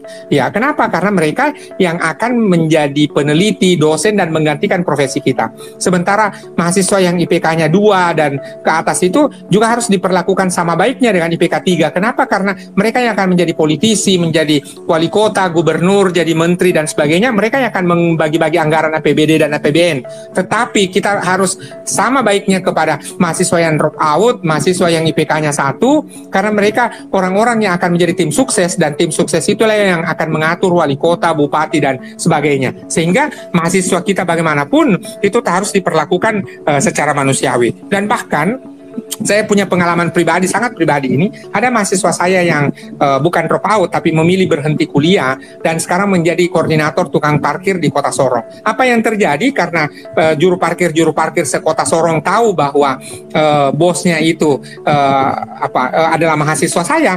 Akhirnya kemudian saya tidak perlu membayar parkir di berbagai tempat di Kota Sorong. Ya, itu menunjukkan bahwa lagi-lagi pesan saya kepada kita dan mengingatkan kepada diri saya sendiri bahwa mahasiswa kita itu harus diperlakukan sama baiknya, entah IPK-nya berapapun, ya dia mahasiswa kita, dia adalah mitra kita, dialah yang membayar gaji kita, ya melalui SPP-nya dan sebagainya. Ya, itu dari saya Mbak Dewi.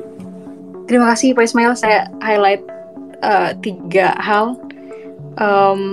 Perlu mendengarkan komplain mahasiswa, terus bahwa dosen adalah guru, dan yang ketiga perlunya dosen untuk berkonsolidasi. Nah, mungkin aku sedikit geser ke Mbak Nabila. Mbak, tadi kita sudah bahas urgensi berserikat gitu ya. Pak Ismail juga tadi sempat menyinggung. Apa sih yang dibutuhkan untuk mewujudkan serikat dosen yang terkonsolidasi gitu? Atau kita juga bisa bahas tantangannya yang kita hadapi bersama-sama gitu, Mbak? Oh, ini saya udah nggak ditanya perlu dosen berserikat atau enggak ya, karena udah sama-sama tahu jawabannya perlu gitu ya. Iya, bisa dilanjut, Mbak. Ya Mbak, saya kira memang semua dari kita punya concern terhadap itu ya. Kadang kalau tadi dikatakan oleh Pak Ismail, semua dari kita sebenarnya menyadari bahwa menyatukan suara itu menjadi sesuatu, berkonsolidasi apapun namanya ya, berkonsolidasi menyatukan suara itu adalah sesuatu yang penting gitu. Dan kenapa kalau saya sendiri memang saya adalah firm believer bahwa serikat adalah cara terbaik yang bisa digunakan untuk yaitu tadi berkonsolidasi, menyatukan suara dan mengadvokasi kebutuhan-kebutuhan kita sebenarnya, hak-hak kita sebagai pekerja gitu. Karena kalau kita semua sudah menyadari sebenarnya bahwa dosen itu sebenarnya pekerja gitu. Dosen itu ya artinya ketika pekerja itu apa sih? Artinya kan sebenarnya relasi kuasa kita dengan pemberi kerja itu lemah ya. Jadi kalau misalnya kita hanya bisa meninggikan bargaining position kita ya ketika kita punya massa, dalam hal ini massa itu ya bisa direpresentasikan dengan serikat itu sendiri. Jadi saya sendiri memang merasa bahwa membentuk serikat dosen, serikat tenaga pendidikan, serikat kampus itu menjadi sesuatu yang krusial gitu, terutama ketika sebenarnya hari-hari ini kita sudah sama-sama sepakat bahwa ada banyak sekali isu yang kita hadapi sebagai pekerja di perguruan tinggi. Jadi itu yang mudah-mudahan sesuatu yang sekarang sudah makin banyak gitu dari kita yang menyadari hal itu gitu, bahwa iya ya ternyata kita tuh ternyata banyak masalah gitu. Banyak masalahnya salah satunya ya memang akar permasalahannya adalah karena kita nggak punya suara, nggak punya bargaining position untuk bisa mempunyai kebijakan, menghasilkan kebijakan yang berpihak pada kita. Gimana caranya agar bisa? Ya dengan mengkonsolidasikan suara itu tadi, dengan kemudian bisa melakukan dengan bargaining dan juga kemudian melakukan perundingan dengan pemberi kerja itu sendiri. Pemberi kerjanya bisa universitas, bisa negara. Dalam hal ini kalau dosen PTN, dosen PNS gitu ya, pemberi kerja itu berarti negara. Dan kalau misalnya dosen PTS atau dosen non PNS ya berarti dengan universitas masing-masing. Nah, hal-hal ini sih yang mudah-mudahan akan semakin kita rasakan sekarang bersama gitu. Nah, challenge-nya apa? Mau tidak mau sebenarnya challenge-nya memang salah satunya adalah beberapa minggu yang lalu kalau nggak salah sempat ada perdebatan dosen itu buruh atau enggak. Itu aja masih jadi perdebatan. Itu menunjukkan bahwa challenge utamanya sebenarnya ada di situ gitu ya. Perasaan bahwa kita itu adalah buruh, kita itu adalah bagian dari kelas pekerja.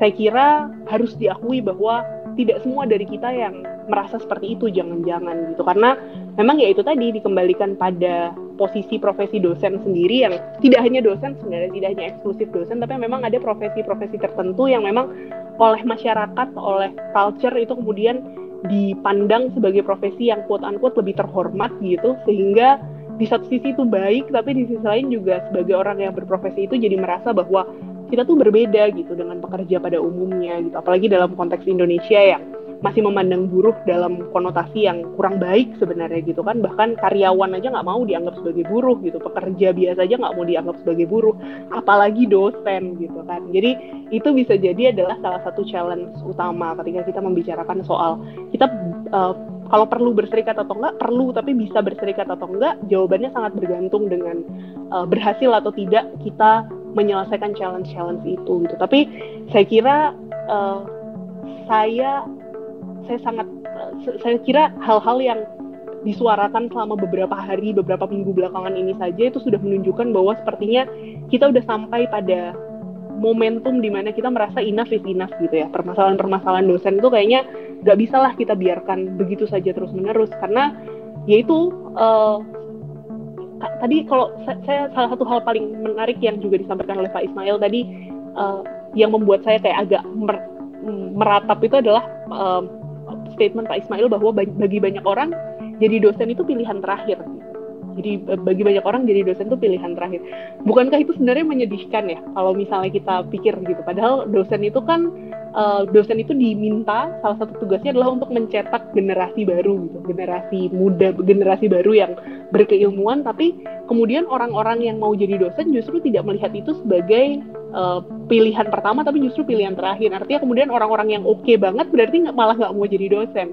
Di satu sisi itu menyedihkan, tapi di sisi lain itu juga kayak implikasi yang wajar ketika profesi ini tidak bisa memberikan kesejahteraan bagi orang yang mau masuk gitu.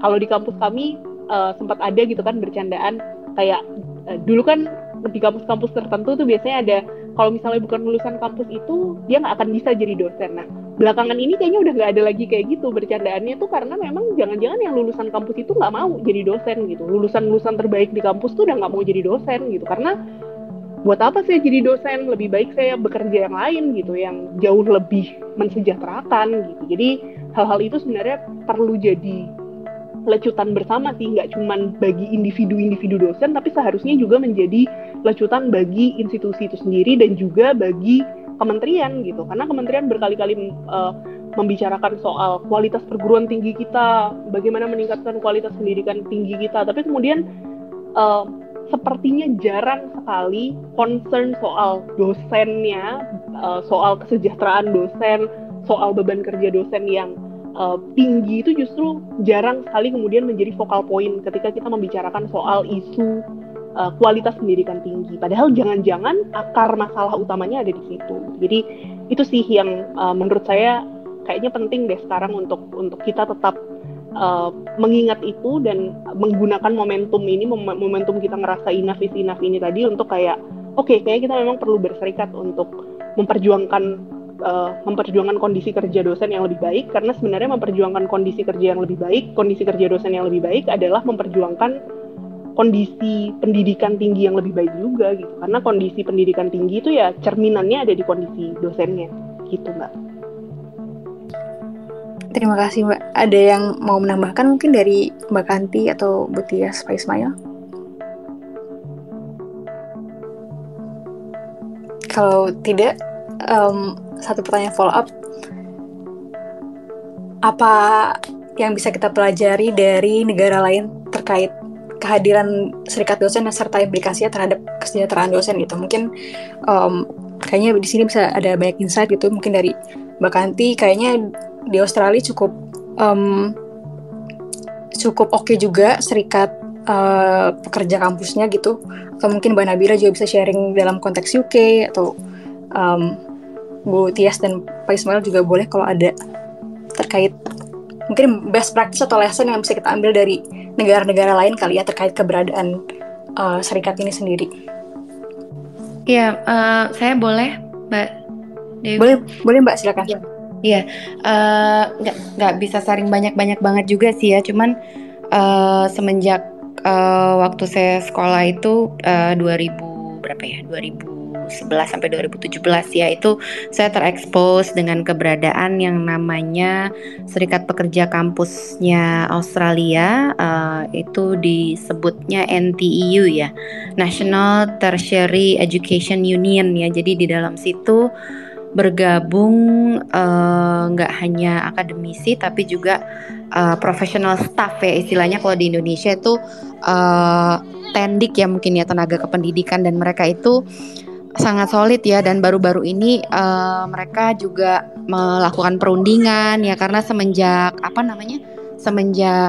COVID ya, semenjak COVID itu kan ada ini ya, ada banyak tekanan sekali ya kepada para staff gitu, dan saya merasa kesadaran seperti itu harusnya juga bisa dimunculkan ya di Indonesia gitu, bahwa akademisi itu ya mereka pekerja gitu ya, mau dibilang mulia ya, tugasnya berat, bahkan tadi dikatakan sama Pak Ismail nggak boleh tidak melayani mahasiswa gitu ya, judes, cuek dan lain sebagainya, itu kan berarti tuntutan kerja emosionalnya sangat tinggi gitu ya, emotional labor gitu ya. Dan bagaimana mungkin orang yang tuntutannya sedemikian tinggi lalu diupah ala kadarnya gitu ya, sekedarnya gitu. Jadi ini juga salah satu contoh, ada beberapa tulisan ya yang dalam proses menyusun artikel kemarin itu dibicarakan dalam konteks krisis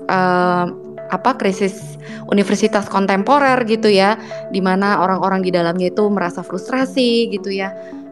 Mahasiswa juga merasa tidak terlayani dengan baik gitu ya, dosennya tidak fokus mengajar ala kadarnya gitu ya, karena mereka sudah lelah gitu ya, sudah exhausted. Jadi ya mungkin harapan saya dengan kita bikin diskusi seperti ini dan kita mencoba gitu ya belajar dari negara lain gitu, mereka punya kesadaran seperti apa bahwa akademisi itu perlu berserikat, perlu memperjuangkan hak-haknya gitu ya, itu akan semakin menguat. Mungkin itu Mbak Dewi. Mbak Kanti, dari pembicaraan kalian ada yang mau ditambahkan kah?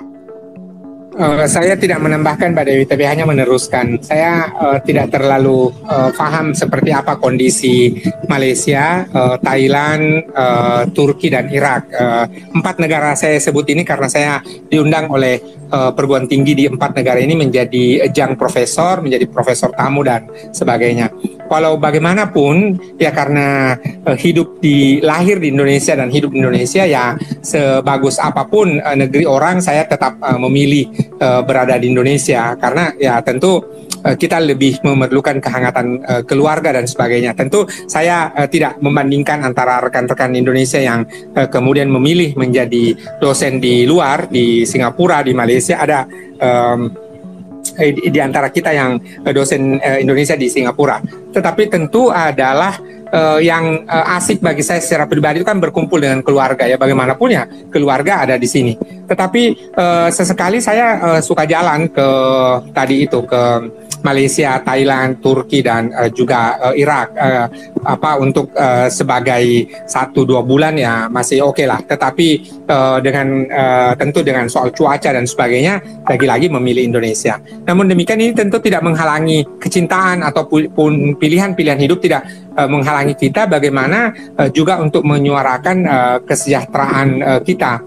Betapa kita lihat umpamanya ada profesi-profesi tertentu yang juga diatur oleh Kementerian Keuangan, diatur oleh dengan status PNS, itu kemudian justru memiliki gaji yang berlipat-lipat, tetapi pada saat yang sama ini juga boleh jadi tidak bisa dijadikan sebagai dasar ya, bahwa kan kalau kita ini sering dinasihati bahwa jangan melihat yang di atas, justru dalam urusan gaji, dalam urusan pendapatan itu lihatlah yang di bawah. Tetapi justru menjadi dosen kita bisa bekerja ganda pada posisi yang lain. Menjadi dosen umpamanya bisa jadi khatib Jumat, bisa kalau kami di Kementerian Agama ya menjadi dosen, bisa menjadi ceramah Ramadan, bisa menjadi khatib Idul Fitri dan sebagainya. Tetapi kemudian yang dai saja, dai ansih itu tentu tidak bisa menjadi dosen dan sebagainya.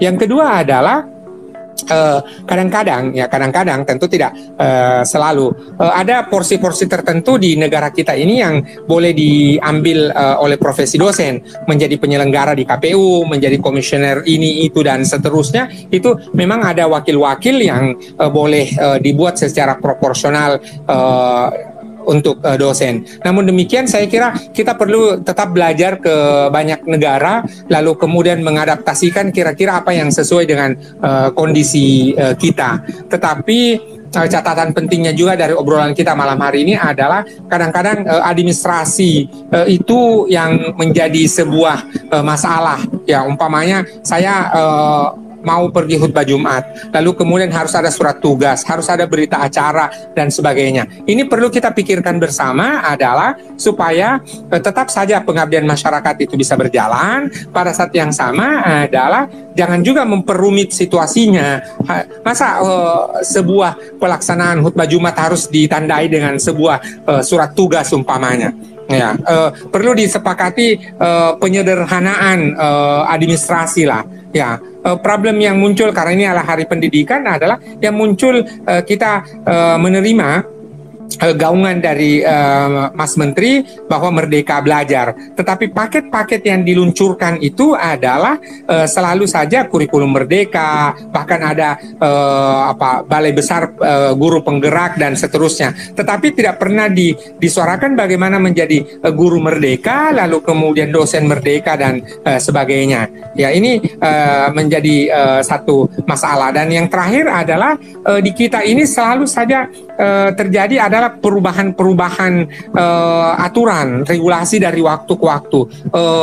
Ketika pertama kali sebuah skema beasiswa diluncurkan, itu kemudian tidak banyak aturannya. Sekarang terlalu banyak aturannya, sama dengan sertifikasi dosen. Ya, terlalu banyak aturan. Mau menjadi dosen di Indonesia, lah diukurnya dengan bahasa Inggris. Itu kan jadi masalah. Ya kalau seperti saya dosen bahasa Arab lalu ukurannya pakai bahasa Inggris, ya di mana ketemunya? Masa harus syarat TOEFL? Seorang dosen bahasa Indonesia, seorang dosen bahasa daerah harus diukur. Jadi TOEFL juga tidak boleh menjadi ukuran satu-satunya. Ini yang harus dilihat oleh pemerintah kita, bahwa jangan juga pemberian beasiswa ataupun apapun selalu ukurannya adalah ukuran bahasa Inggris. Ya sementara boleh jadi adalah bahasa Inggris itu hanya satu kemampuan, tetapi kan bukan satu-satunya. Itu dari saya, Mbak Dewi. Oke, Pak Ismail, semoga nanti keluhan-keluhan ini juga bisa diadvokasikan oleh teman-teman serikat yang akan terbentuk nanti ya. Semoga kita tentunya menanti. Nah, karena waktunya juga terbatas, saya akan coba kasih kesempatan kepada audiens yang mau menyampaikan pendapat atau mungkin pertanyaan kepada pembicara gitu ya. Silakan request to speak, nanti saya akan approve supaya bisa berbicara. Ini sudah ada Mas Fajri Siregar. Silakan Mas Fajri, mungkin mau menyampaikan pendapat atau pertanyaan. Ya, makasih banyak Mbak Dewi dan teman-teman. Pertama-tama, selamat buat teman-teman atas risetnya. Semoga nanti hasilnya bisa kita bawa untuk advokasi lebih lanjut. Biar singkat aja Mbak Dewi, saya mau nyampein 2 poin. Ini juga mungkin membantu biar lebih terstruktur ya arah diskusi ke depan. Jadi, pertama soal kemungkinan root cause. Sebenarnya root cause soal kondisi dosen yang seperti kita ketahui ini ya.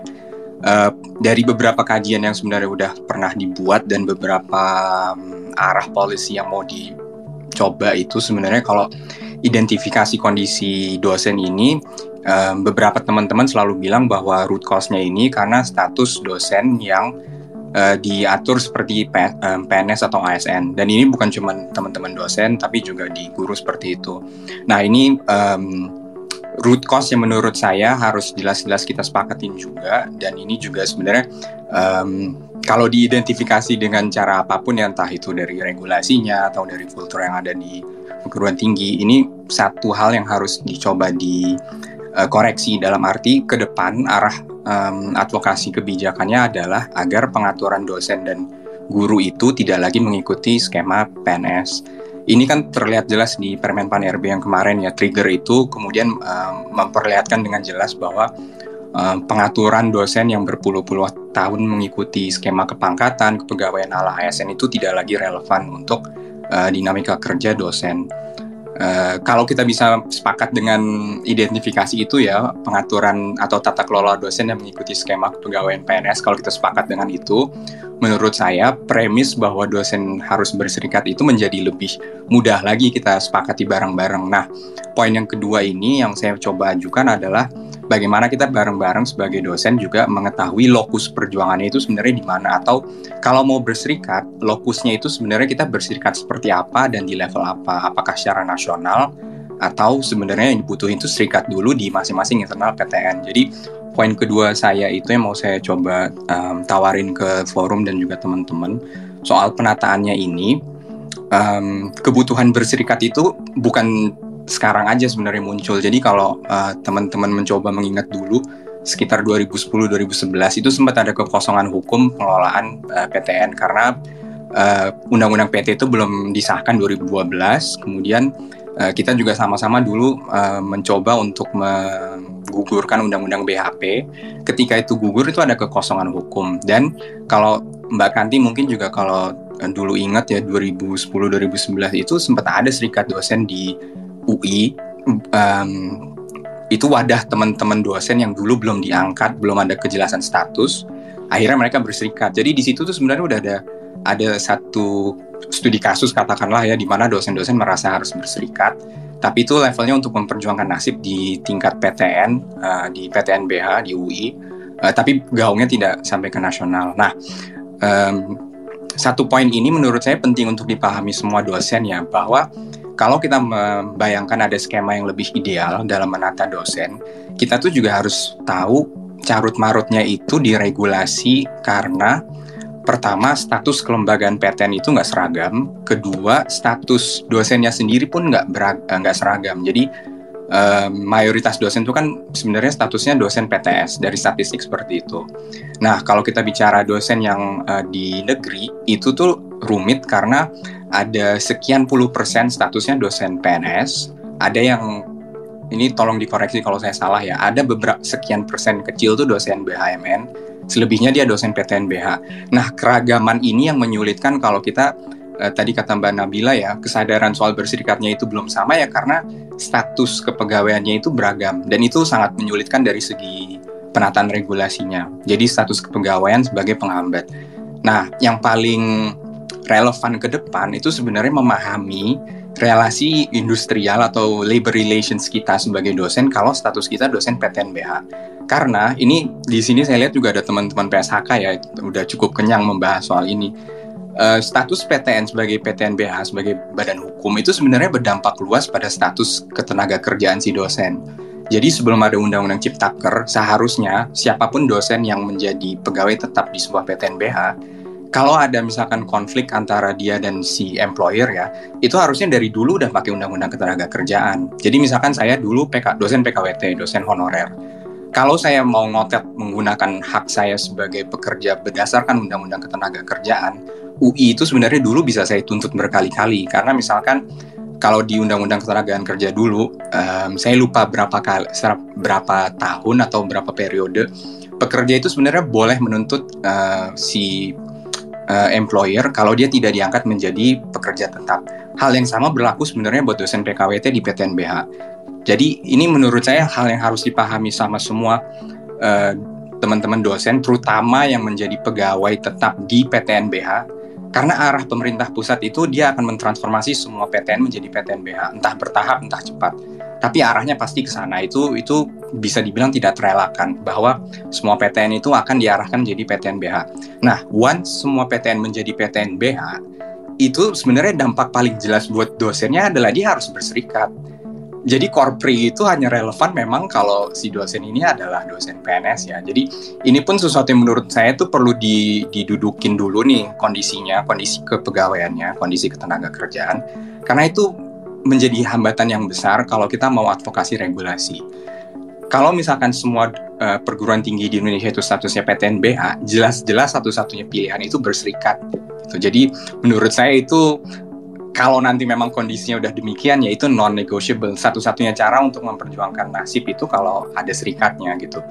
Nah, jadi itu mungkin yang mau saya tambahkan ya, biar diskusi ke depannya juga lebih terstruktur, lebih terlihat arahnya apa yang harus diperjuangkan di mana, dan yaitu memahami status PTN-BH itu dan konsekuensinya secara labor relations itu penting, karena nanti juga si pemberi kerja, yaitu si perguruan tinggi itu, dia nggak bisa mengelak dari tanggung jawab dia. Tapi juga di saat yang sama ya, existing condition-nya sekarang udah ada 21 PTN-BH. 21 PTN-BH ini sebenarnya punya wewenang untuk mendesain skema kepegawaiannya sendiri yang tidak harus mengacu ke skema ASN atau PNS. Tapi pada nyatanya, 21 PTN-BH ini juga tidak menjalankan tanggung jawab atau kewajiban mereka. Buktinya, tempat saya bekerja, UI, dia itu dengan statusnya sebagai PTN-BH, harusnya dia tidak lagi merekrut dosen dengan skema PNS. Tapi dalam kenyataannya, ada beberapa birokrat yang ketika dikonfront soal inkonsistensi ini ya, mereka tidak berani menjawab atau tidak berani bertanggung jawab atas bad governance yang terjadi. Karena nyatanya kalau misalkan perguruan tinggi seperti UI konsisten dalam menjalankan tanggung jawab dia sebagai PTN-BH, tidak ada lagi rekrutmen dengan skema PNS karena dia murni merekrut secara internal melalui skema PUI atau ya sebagai dosen PTN-BH itu. Jadi itu juga menjadi catatan ya, governance di lingkup tiap-tiap PTN-BH ini juga harus diperhatikan. Dan kalaupun menjalankan serikat dosen secara nasional itu sulit, yang harus dilihat sama teman-teman itu masing-masing secara internal dulu. Sejauh mana kemungkinannya bikin serikat internal dulu di masing-masing PTN. Ya, itu aja mungkin Mbak Dewi, makasih. Terima kasih Mas Fajri. Memang terkait PTN-BH ini cukup membingungkan ya, karena secara pendanaan ada otonomi tapi kepegawaiannya masih menyangkut ke pemerintah. Terima kasih untuk catatannya juga Mas Fajri, sudah dicatat. Dan yes, saya pernah dengar juga terkait serikat dosen di UI itu, dan teman-teman di Universitas Proklamasi juga sempat bikin serikat internal gitu, karena waktu itu ada teman-teman dosen yang di PHK dengan sepihak gitu. Oke, ada beberapa yang sudah request lagi. Mungkin saya akan kasih kesempatan ke yang lainnya. Ada Mas Dosen. Silakan Mas.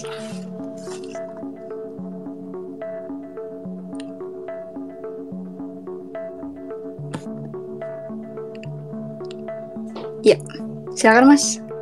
Apakah ada pertanyaan atau mau menyampaikan tambahan?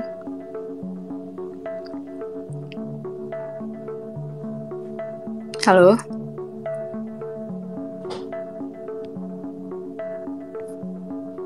Tidak ada suaranya Mas Dosen. Mungkin sambil menunggu saya akan coba kasih kesempatan ke yang lain.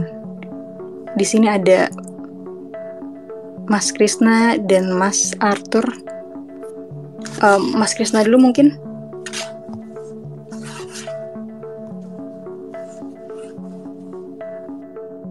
Oke.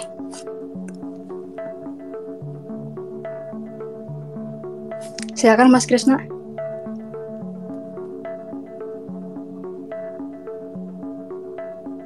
Halo.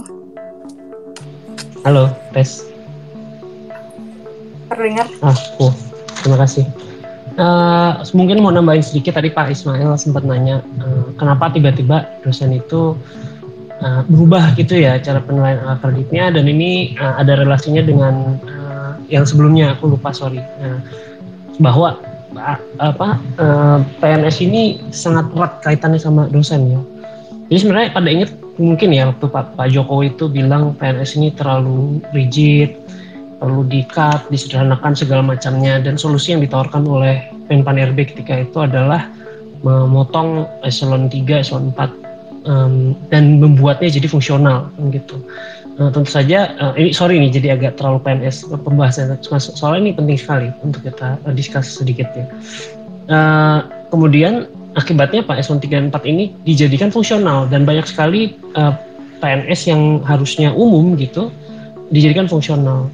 Nah, problemnya adalah fungsional itu kan seharusnya kayak kita dosen gitu ya, pekerjaannya sangat specialized gitu, jadi kita free dharma and that's kind of it gitu. Kita nggak harusnya ya tidak ngurusin keuangan, tidak mengerjakan consigning misalnya, tidak bikin PPT buat atasan dan lain sebagainya itu, jadi fokus hanya tridharma.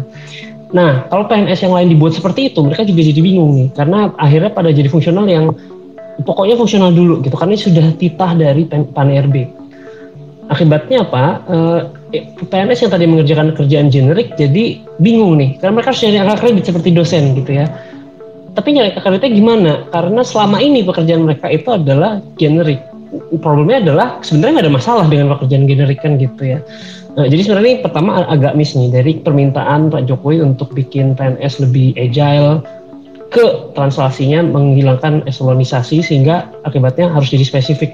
Akhirnya kesulitan, dan karena itu dia dilakukan revisi yang Permen PAN RB nomor 1 itu, bahwa fungsional boleh punya penilaian dari atasan gitu. Jadi tetap fungsional tapi penilaiannya jadi seperti PNS umum dulu gitu, bahwa datang dari atasan, tidak lagi lewat fungsional. Nah, problemnya adalah fungsional yang sudah settle seperti kita dosen, yang sudah jelas kerjaannya apa, fungsionalnya gimana ngukurnya, well ini debatable lah, tapi cukup settle saya rasa dibanding fungsional lain, tiba-tiba jadi kena ikut di aturan sapu jagat tadi gitu, bahwa sekarang fungsional boleh dinilai atasan dengan SKP dan semacamnya itu. Karena itu akhirnya dikti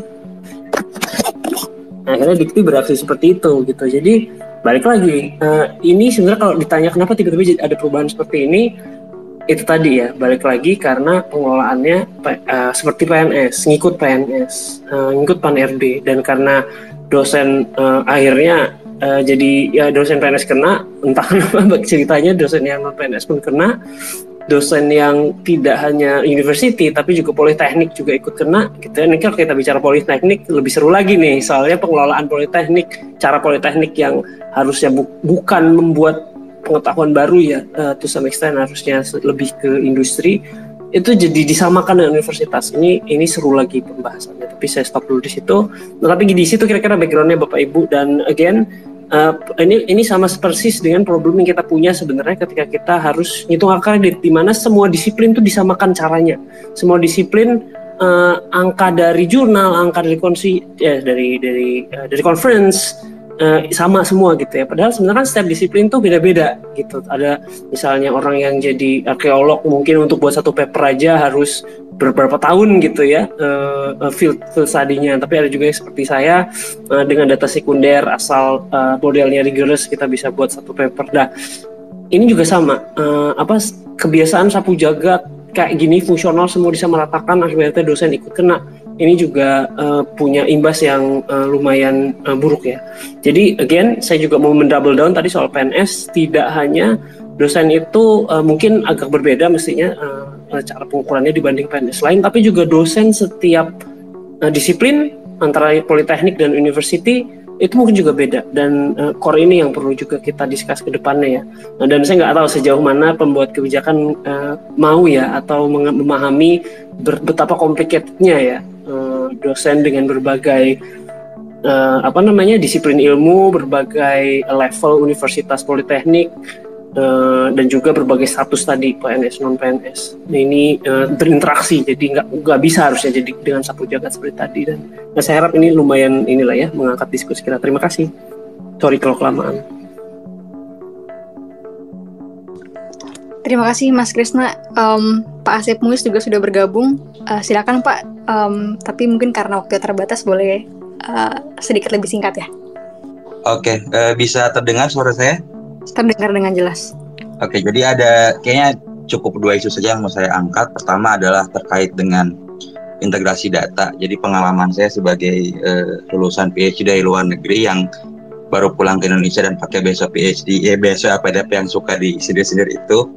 Jadi emang satu hal yang ketika pertama kali datang jadi PR besar adalah penyetaraan ijazah gitu. Itu kan ribet karena ternyata Dikti itu masih pakai mekanisme yang sama, lagi-lagi menyeragamkan PhD dari luar negeri dengan S3 di Indonesia, sehingga saya misalkan harus memberikan transkrip nilai, kemudian memberikan nilai ujian segala macam, yang kebetulan karena PhD saya tidak ada kuliah sama sekali, jadi ketika saya lulus itu tidak ada transkrip nilai sama sekali. Jadi selama setahun itu saya balas-balasan dengan Dikti, kemudian balas-balasan dengan kampus saya, minta ada dokumen pengganti, dan akhirnya kurang lebih setelah setahun keluarlah SK penyetaraan ijazah saya. Itu kan menarik gitu ya, karena ternyata ketika dikembalikan dari Dikti ke saya kembalikan ke kampus, sama kampus dikembalikan ke Dikti. Sampai sekarang pun di Predikti itu saya masih tercatat sebagai mahasiswa S2 gitu, sebagai dosen dengan kualifikasi S2. Artinya kan sangat kontraproduktif dengan keinginan kita untuk mendapatkan banyak scholar, banyak S3 gitu ya, dengan menyekolahkan dengan LPDP dan sebagainya. Ketika dia pulang terganjal dengan urusan segala macam, sehingga mungkin betul yang tadi dibilang di awal, ada kemungkinan dosen-dosen terbaik itu kemudian mereka give up gitu ya, karena sudah mendapatkan barrier yang sangat kuat di awal seperti itu, atau bahkan ada yang nggak pulang gitu ya. Dan saya kadang-kadang kalau misalkan ada kasus orang yang nggak pulang tuh nggak pernah kepikiran untuk melaporkan ke pemerintah, karena saya sendiri sebagai orang yang pulang pun punya struggling sendiri yang tidak bisa saya hadapi sampai hari ini gitu ya. Terutama misalkan tiba-tiba saya sudah punya agenda riset yang sudah sangat jelas ketika pulang ke sini, ketika sampai kayak dipretelin gitu ya skill riset saya, kemudian saya tiba-tiba mulai diperlihatkan dengan kerjaan-kerjaan admin yang to some extent sebetulnya nggak perlu amat untuk saya PhD di sana gitu kan, seperti itu. Itu yang pertama. Kemudian yang kedua adalah tentang kesenjangan tadi. Jadi kadang-kadang tuh bukan cuma kesenjangan gaji aja, tapi juga kesenjangan kualitas dan kuantitas publikasi gitu, yang kemudian membuat ini menjadi sangat sulit untuk berserikat, karena mungkin ada beberapa dosen yang secara finansial mereka sudah secure, secara intelektual juga mereka sudah sangat secure karena punya pengalaman bisa segala macam, sehingga ketika misalnya ada teman-temannya yang punya gaji rendah dan publikasi yang mandek, itu bahkan nggak ada keinginan untuk saling menolong gitu ya. Oke lah, nggak apa-apa, nggak usah saling menolong untuk minjemin duit, Cuman at least misalkan kalau dia ada pengalaman riset segala macam, di sharing pengalamannya mengenai bagaimana cara publikasi dan sebagainya, sehingga tuh kadang-kadang ada kecenderungan ketika ada hal semacam ini, misalkan saya sih udah secure, riset saya udah bagus, jadi saya udah bagus sehingga saya nggak perlu berserikat gitu. Jadi kayaknya ini dua hal yang coba saya tambahkan tentang bagaimana kendala ke depan kalau kita ingin berserikat di Indonesia seperti itu. Terima kasih. Terima kasih Pak Asep. Ini menarik banget, ini juga sempat disinggung di artikel kami yang baru juga terkait bagaimana obsesi terhadap pemeringkatan dan metrik-metrik yang digunakan ini akhirnya mengikis kolegialitas di antara dosen-dosen. Tapi mungkin itu akan kita bahas lebih lanjut di diskusi lainnya. Terima kasih banyak. Mungkin terakhir saya ingin menanyakan kepada Mbak Nabila dan Mbak Kanti mungkin ya. Salah satu data dari surveinya adalah bahwa sekitar 87,5% responden dalam survei mengungkapkan punya ada serikat dosen dan kesediaan mereka untuk bergabung. Kira-kira bisa dibocorkan kan Mbak ke teman-teman di sini gitu, mungkin bisa diajak juga apa tindak lanjutnya setelah ini?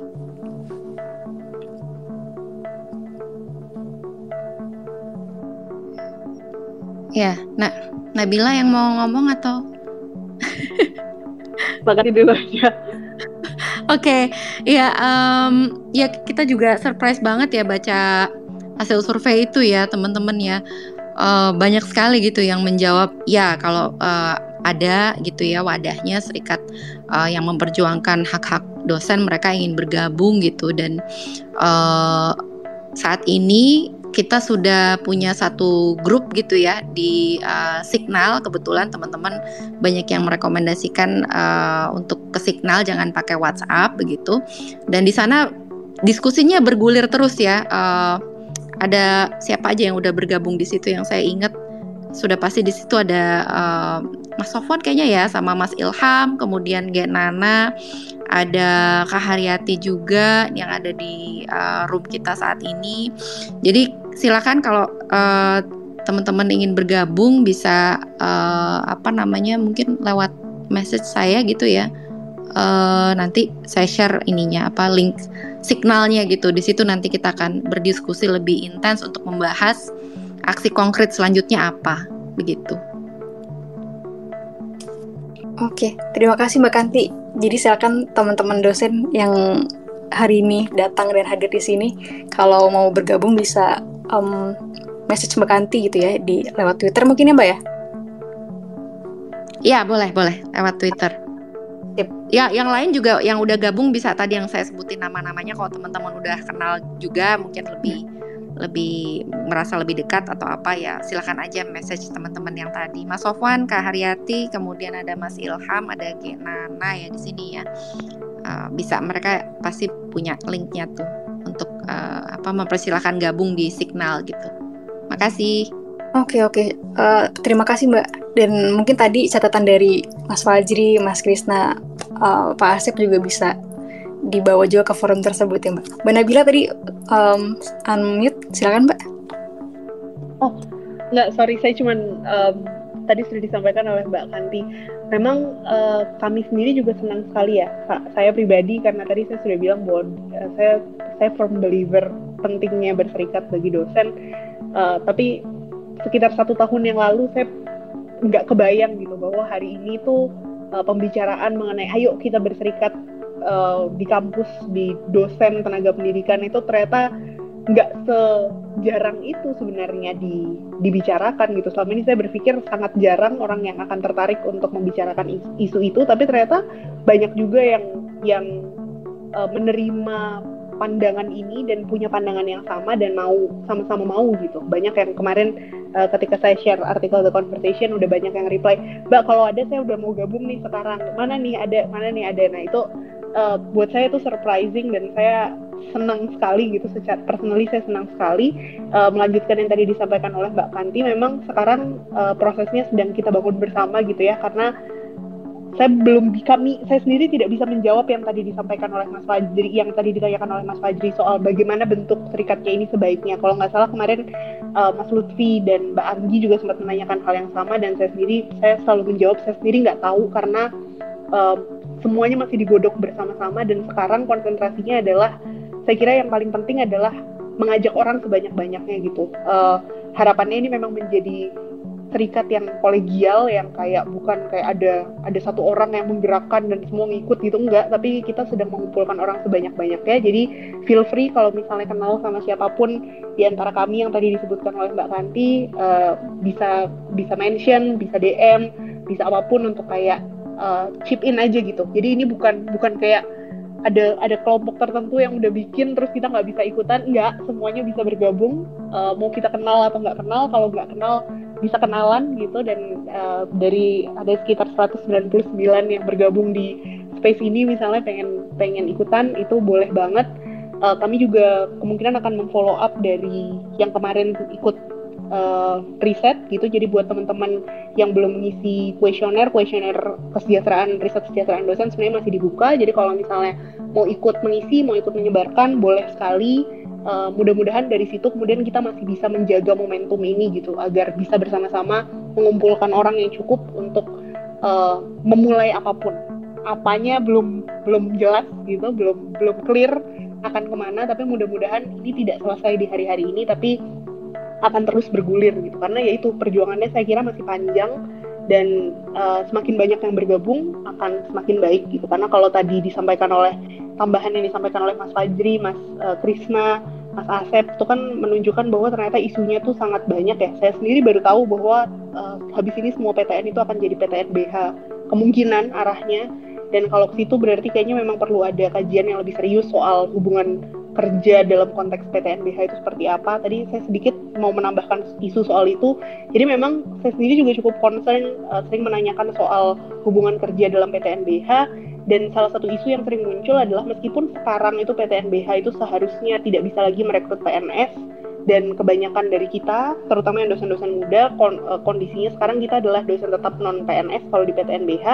Tapi setiap kali isu ini dibawa ke universitas, maka concern mereka ketika dipush soal harusnya kita nggak pakai mekanisme ASN lagi dong, mekanisme penggajian atau mekanisme struktur kerjanya seperti ASN, pasti dibilang bahwa secara komposisi PTN BH yang ada di Indonesia sekarang itu mayoritas isinya tetap masih ASN gitu, masih dosen PNS. Itu yang kemudian membuat kampus reluctant sekali untuk tidak lagi menggunakan skema ASN dalam penggajian misalnya, padahal sebenarnya itu sudah tidak lagi tepat dalam konteks PTN BH.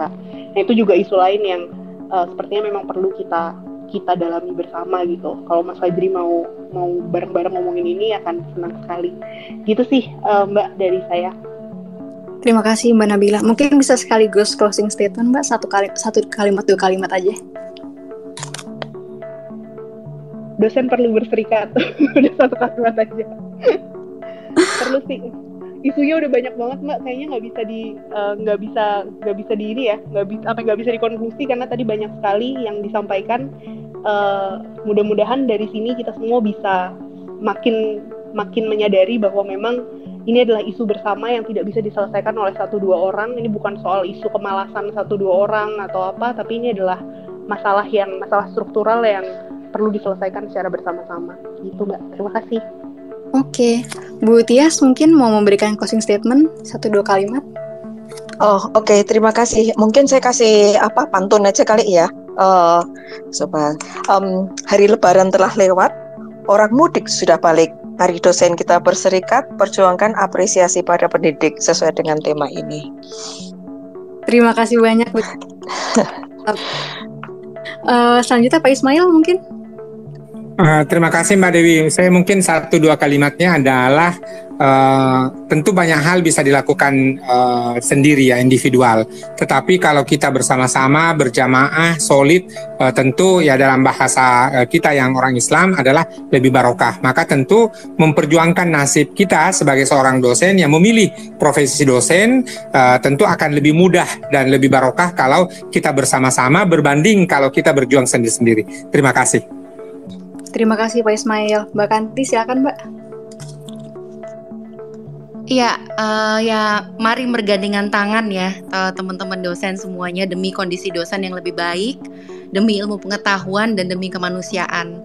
Membela dosen artinya membela sains ya. Sains adalah jalan kemanusiaan. Itu aja, makasih. Terima kasih banyak Mbak Kanti. Sekali lagi terima kasih buat Mbak Kanti, Mbak Gutias, Pak Ismail, dan Mbak Nabila, juga teman-teman yang sudah bergabung hari ini. Seperti yang Mbak Nabila bilang tadi, karena banyak banget yang kita diskusikan, kayaknya sulit untuk dikonklusikan, tapi rasanya kebutuhannya, urgensinya, mengutip Mbak Evi dari Universitas Negeri Malang, sudah overdue ya, bahkan udah lewat gitu. Sekarang momentumnya udah ada juga, jadi mari kita dukung bersama upaya dosen-dosen untuk berkonsolidasi. Kemudian kalau misalnya boleh sedikit cerita, jadi TCID saat ini sedang mengembangkan komunitas penulis TCID.